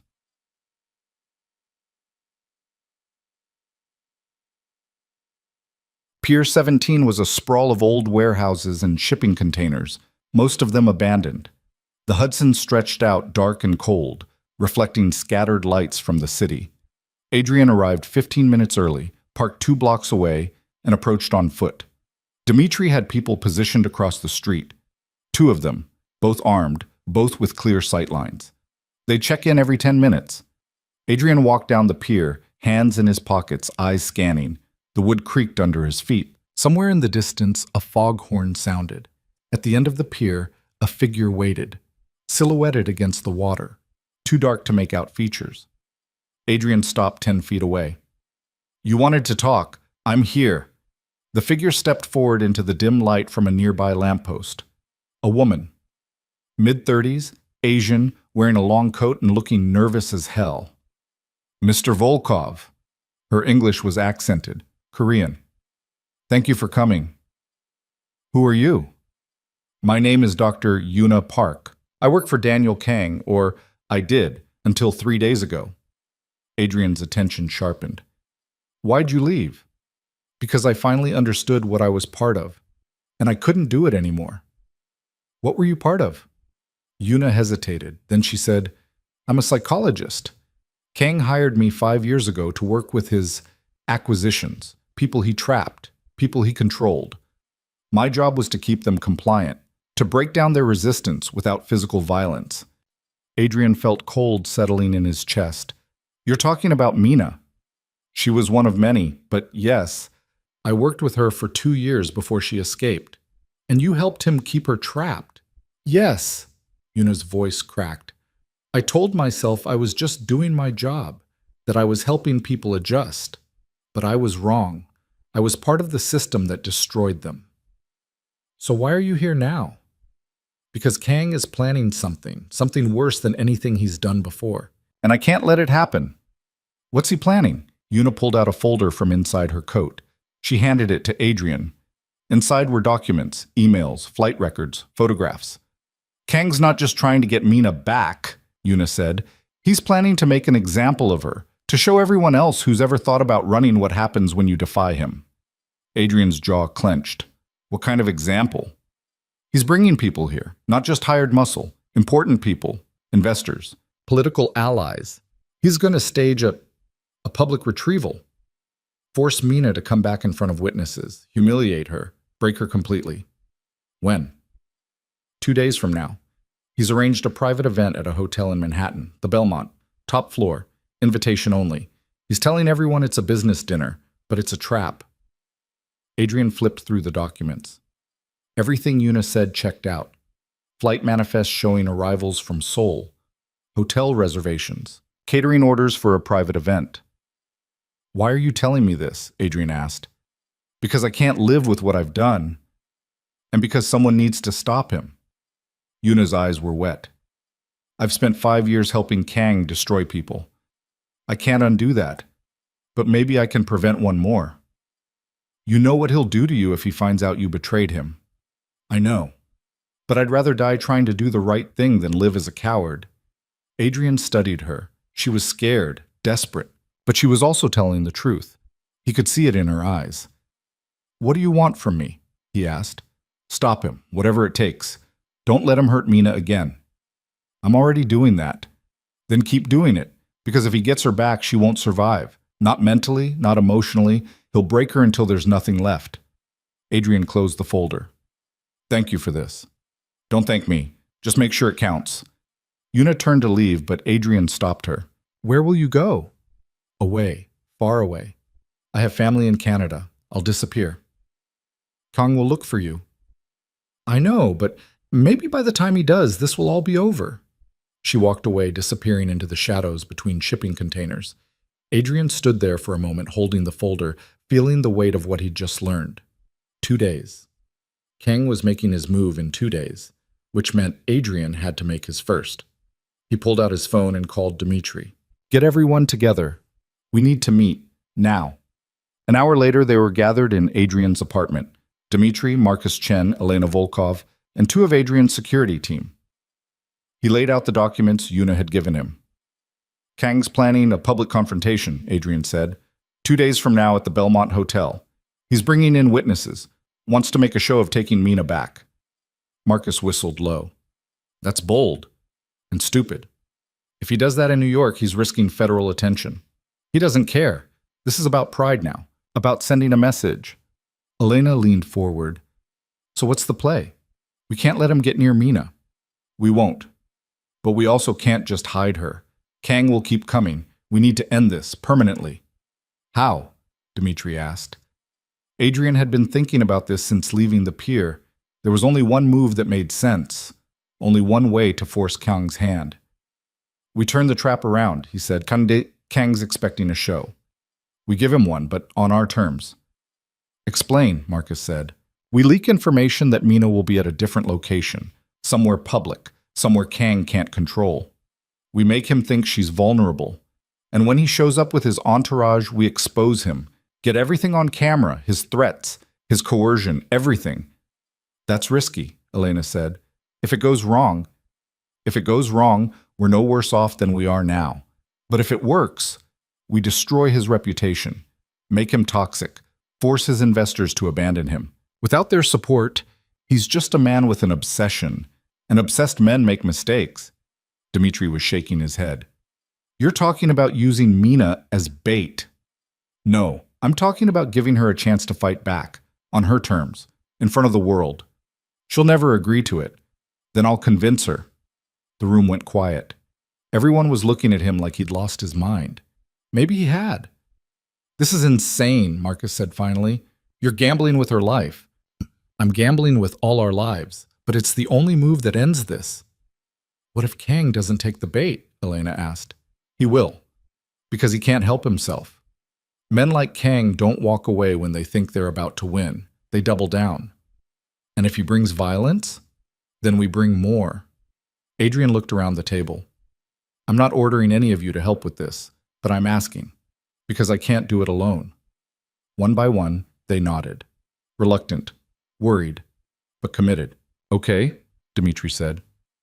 What's the location? Somewhere with witnesses, cameras.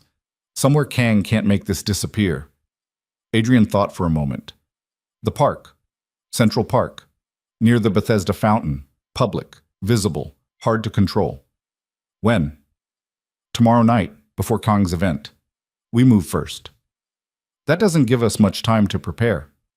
It's enough. Dimitri, you handle logistics. Get cameras set up. Make sure we've got everything documented. Marcus, I need your people on security, positioned around the fountain, armed but discreet.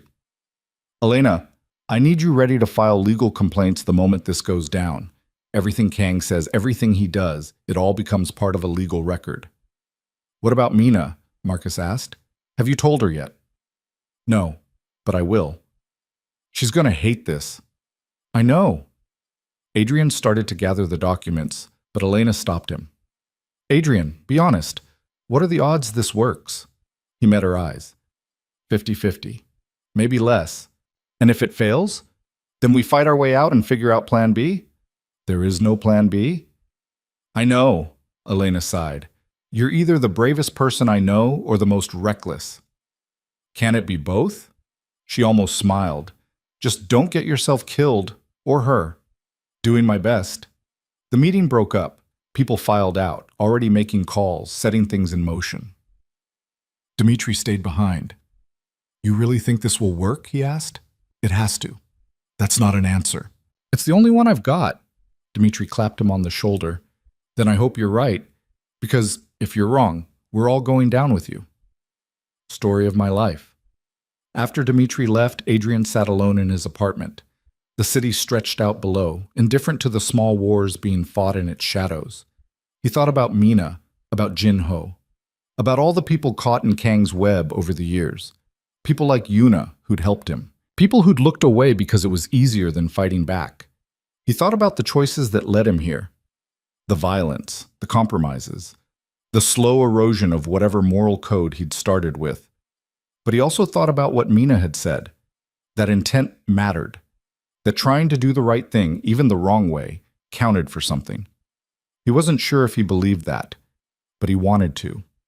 And maybe that was enough. Boss. He went back to the safe house just after midnight. Mina was still awake, sitting at the kitchen table with cold coffee and worried eyes.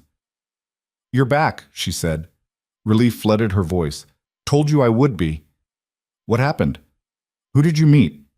Adrian sat down across from her. Someone from Kang's organization. A psychologist named Yuna Park.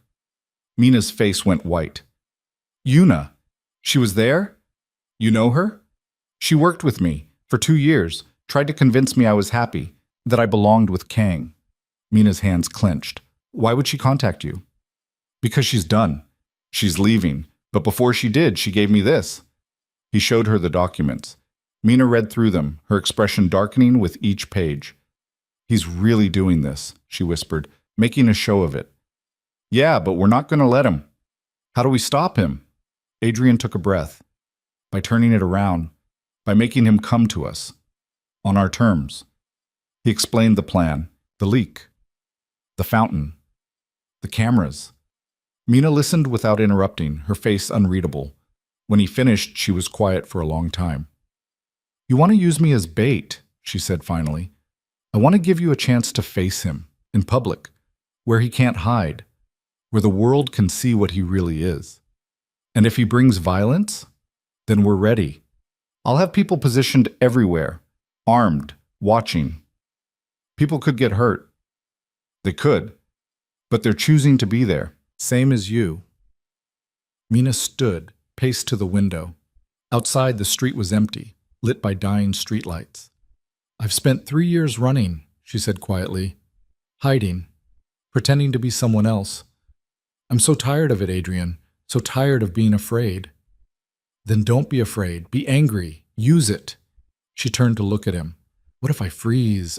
What if I see him and I can't? You won't freeze. I've seen you fight. You're stronger than you think. But what if I'm not? What if he gets to me and I break? Adrian crossed to her, put his hands on her shoulders. Then I'll be right there. And I won't let him take you, I promise.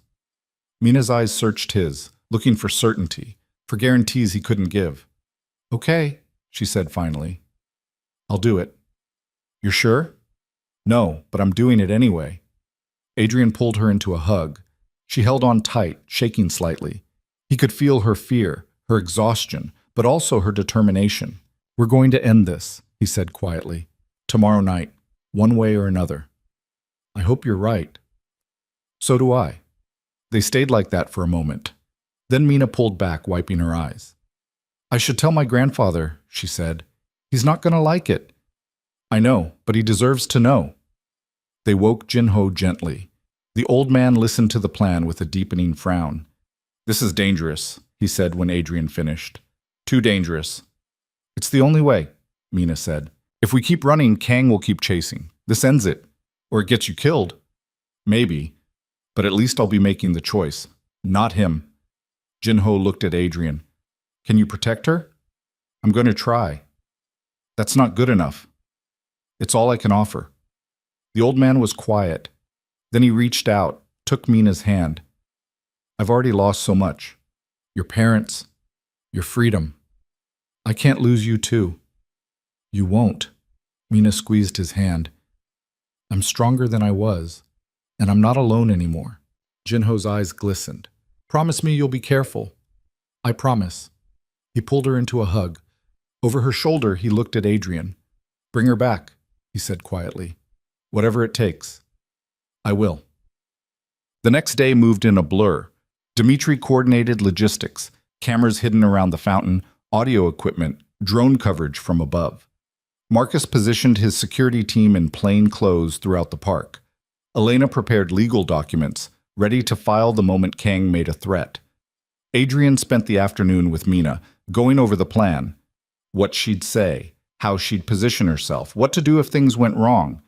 Just remember, he said, this is about exposure. Getting him on camera, making him show his true face.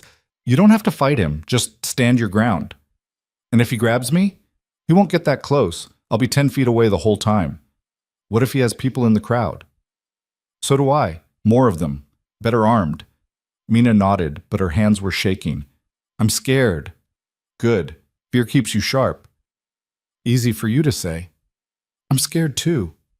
She looked at him surprised. Really? Yeah, because if this goes wrong, I lose someone I care about, and I've lost enough people already. Mina's expression softened. When this is over, if we survive, what happens to us? Adrian hadn't let himself think that far ahead. I don't know. What do you want to happen? I want to stop running. I want to build a life that's mine, not defined by Kang, not defined by fear. Then that's what you'll do. Will you be part of it? Adrian was quiet. He thought about his life, the violence, the compromises, the constant weight of watching his back. He thought about what it would mean to step away from that, to choose something different. I'd like to be, he said finally. Mina smiled. It was small, fragile, but real. Then let's make sure we both survive tonight. Deal. They arrived at Central Park just after sunset. The fountain was already busy. Tourists taking photos, street performers, couples walking hand in hand. Normal life continuing, unaware of the trap being set. Dmitri had positioned cameras in trees on benches hidden in backpacks carried by his people. Everything would be recorded. Everything would be documented. Marcus's security team fanned out, blending into the crowd. Adrian counted 12 of them, maybe more he couldn't see. He walked with Mina to the fountain. She looked pale but determined, hands steady now. You ready? He asked. As I'll ever be. Remember the signal. If things go bad, I'll give you the signal and you run. Don't look back. Just run. What's the signal? I'll call your name. When you hear it, move. Mina nodded. She took a position near the fountain's edge, visible but not isolated. Adrian stood 10 feet away, close enough to intervene, far enough not to crowd her. And then they waited. The sun set. The park lights came on. Crowds thinned slightly but didn't disappear. Adrian checked his watch. 8:30. Dmitri had leaked the information to one of Kang's known associates. If the bait had worked, Kang would come. If. At 8:45, Adrian's phone buzzed. A text from Marcus. Movement on the west side. Multiple vehicles. Looks like our guy. Adrian's pulse quickened. He caught Mina's eye, nodded once. She straightened, bracing herself. 3 black SUVs pulled up on the street bordering the park. Doors opened. Men in suits stepped out. And then, finally, Daniel Kang himself. He was taller than Adrian expected. Mid-40s, expensive suit, moving with the confidence of someone who'd never been told no. His face was handsome in a cold, sculpted way, empty eyes that cataloged everything. He spotted Mina immediately, walked toward her with 4 men flanking him. Adrian moved closer, protective instinct overriding everything else. Kang stopped 5 feet from Mina. He looked at her the way someone might look at a stolen painting finally recovered. Mina. His voice was smooth, accented. It's been a long time. Not long enough, Mina said. Her voice was steady. You've caused a lot of trouble. Running, hiding, making me chase you across continents. I didn't ask you to chase me. I asked you to let me go. You're my wife. You don't get to decide that. I was never your wife. I was your prisoner. Kong's expression didn't change. You belong to me. You still do. And now you're going to come back, voluntarily or otherwise. I'm not going anywhere with you. You don't have a choice. Adrian stepped forward. Yeah, she does. Kong's eyes shifted to him. Cold assessment. And you are. The person who's been dismantling your empire piece by piece. Recognition flickered across Kang's face. Adrian Volkov, I've heard about you. You've made yourself quite the nuisance. That's the goal. Do you have any idea who you're dealing with? A man who treats people like property. A man whose investors are abandoning him. A man who's about to lose everything. Kang smiled. It didn't reach his eyes. Is that what you think? That you can threaten me? Pressure me into walking away? I think I already have. Lee Sung-min cut ties with you yesterday. 2 others followed today. Your financial backing is crumbling. Money is replaceable. Pride is not. Then you're even more of a fool than I thought. Kang's jaw tightened, the first crack in his composure. You have no idea what you've started. I have resources you can't imagine, connections that reach further than you can comprehend, and now that you've involved yourself, you've made yourself a target. I'm fine with that. Are you fine with everyone you care about being targets too? Kang glanced at Mina. Because that's what happens now. Not just her, everyone around you. I'll dismantle your life the way you tried to dismantle mine. Adrian felt rage building in his chest, but he kept his voice level. You're welcome to try, but right now you're standing in a public park, threatening people on camera. Everything you've said in the last 2 minutes has been recorded, and by tomorrow, it'll be on every news outlet in the city. Kang's expression flickered, uncertainty. He glanced around, finally noticing the cameras.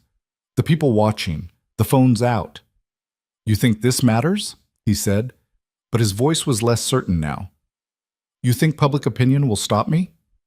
No, but it'll make you toxic. Your investors won't just abandon you. They'll run. Your political connections will disavow you. You'll be radioactive. And without them, you're just a man with money, and money can't buy back reputation. Kang stared at him. The mask was slipping now. Adrian could see the calculation happening behind those empty eyes. Then Kang turned back to Mina. Come with me now, and I'll forget all of this. You, your grandfather, this man.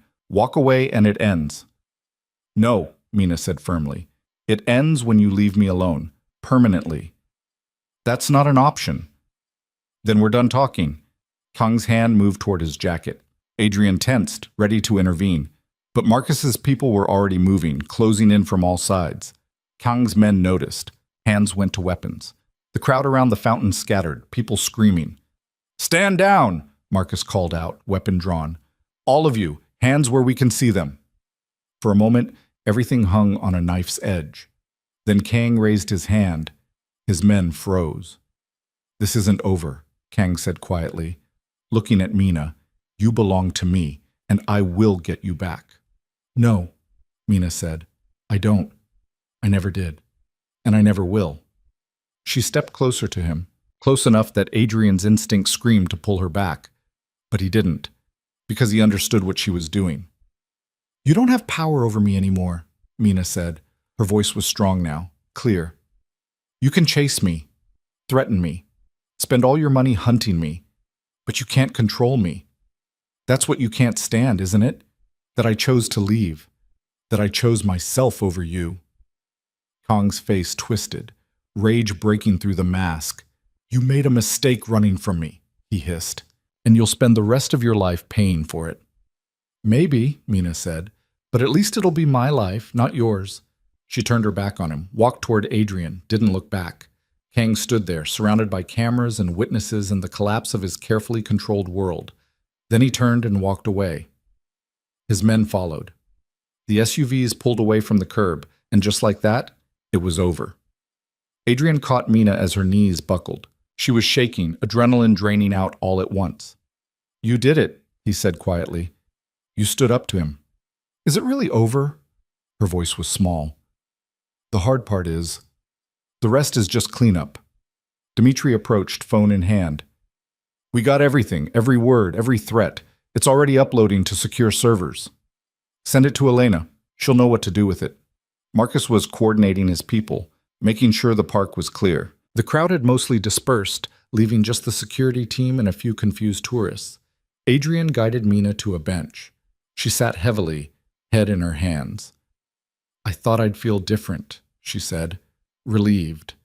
But I just feel empty. That's normal. You've been running for 3 years. Your body doesn't know what to do without the adrenaline. What happens now? Now we make sure Kang can't come back. Elena files legal complaints. We leak the footage to news outlets. We make his threats public. And we watch his empire crumble. And if he tries again? He won't. Not once this hits the news. He'll be too busy trying to save what's left of his reputation. Mina looked up at him. You really think it's over? I think you're free. Maybe not completely. Maybe not forever. But right now, in this moment, you get to choose what happens next. And that's more than you had yesterday. She nodded slowly. Then she stood. I want to see my grandfather. Tell him I'm okay. Let's go. They walked through the park together. Behind them, Dmitri and Marcus's people were cleaning up, erasing evidence of what had happened, making sure nothing traced back to them. The city kept moving around them, cars honking, people laughing, life continuing, indifferent and relentless. But for Mina, something had shifted. Adrian could see it in the way she walked. Head up, shoulders back, not running anymore, just walking forward.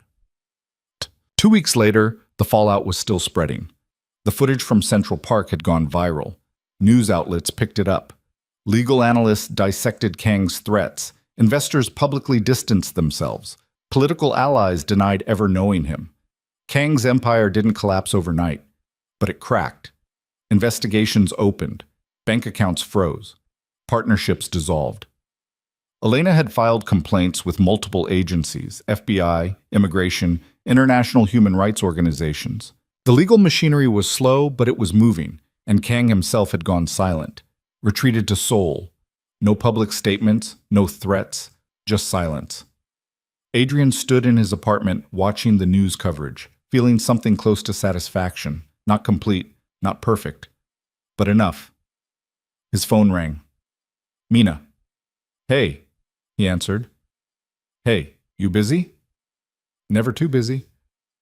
I wanted to thank you for everything. You already did. I know, but I wanted to say it again. You gave me my life back. Adrian didn't know how to respond to that, so he just said, What are you going to do with it? I don't know yet. My grandfather wants to go back to Korea.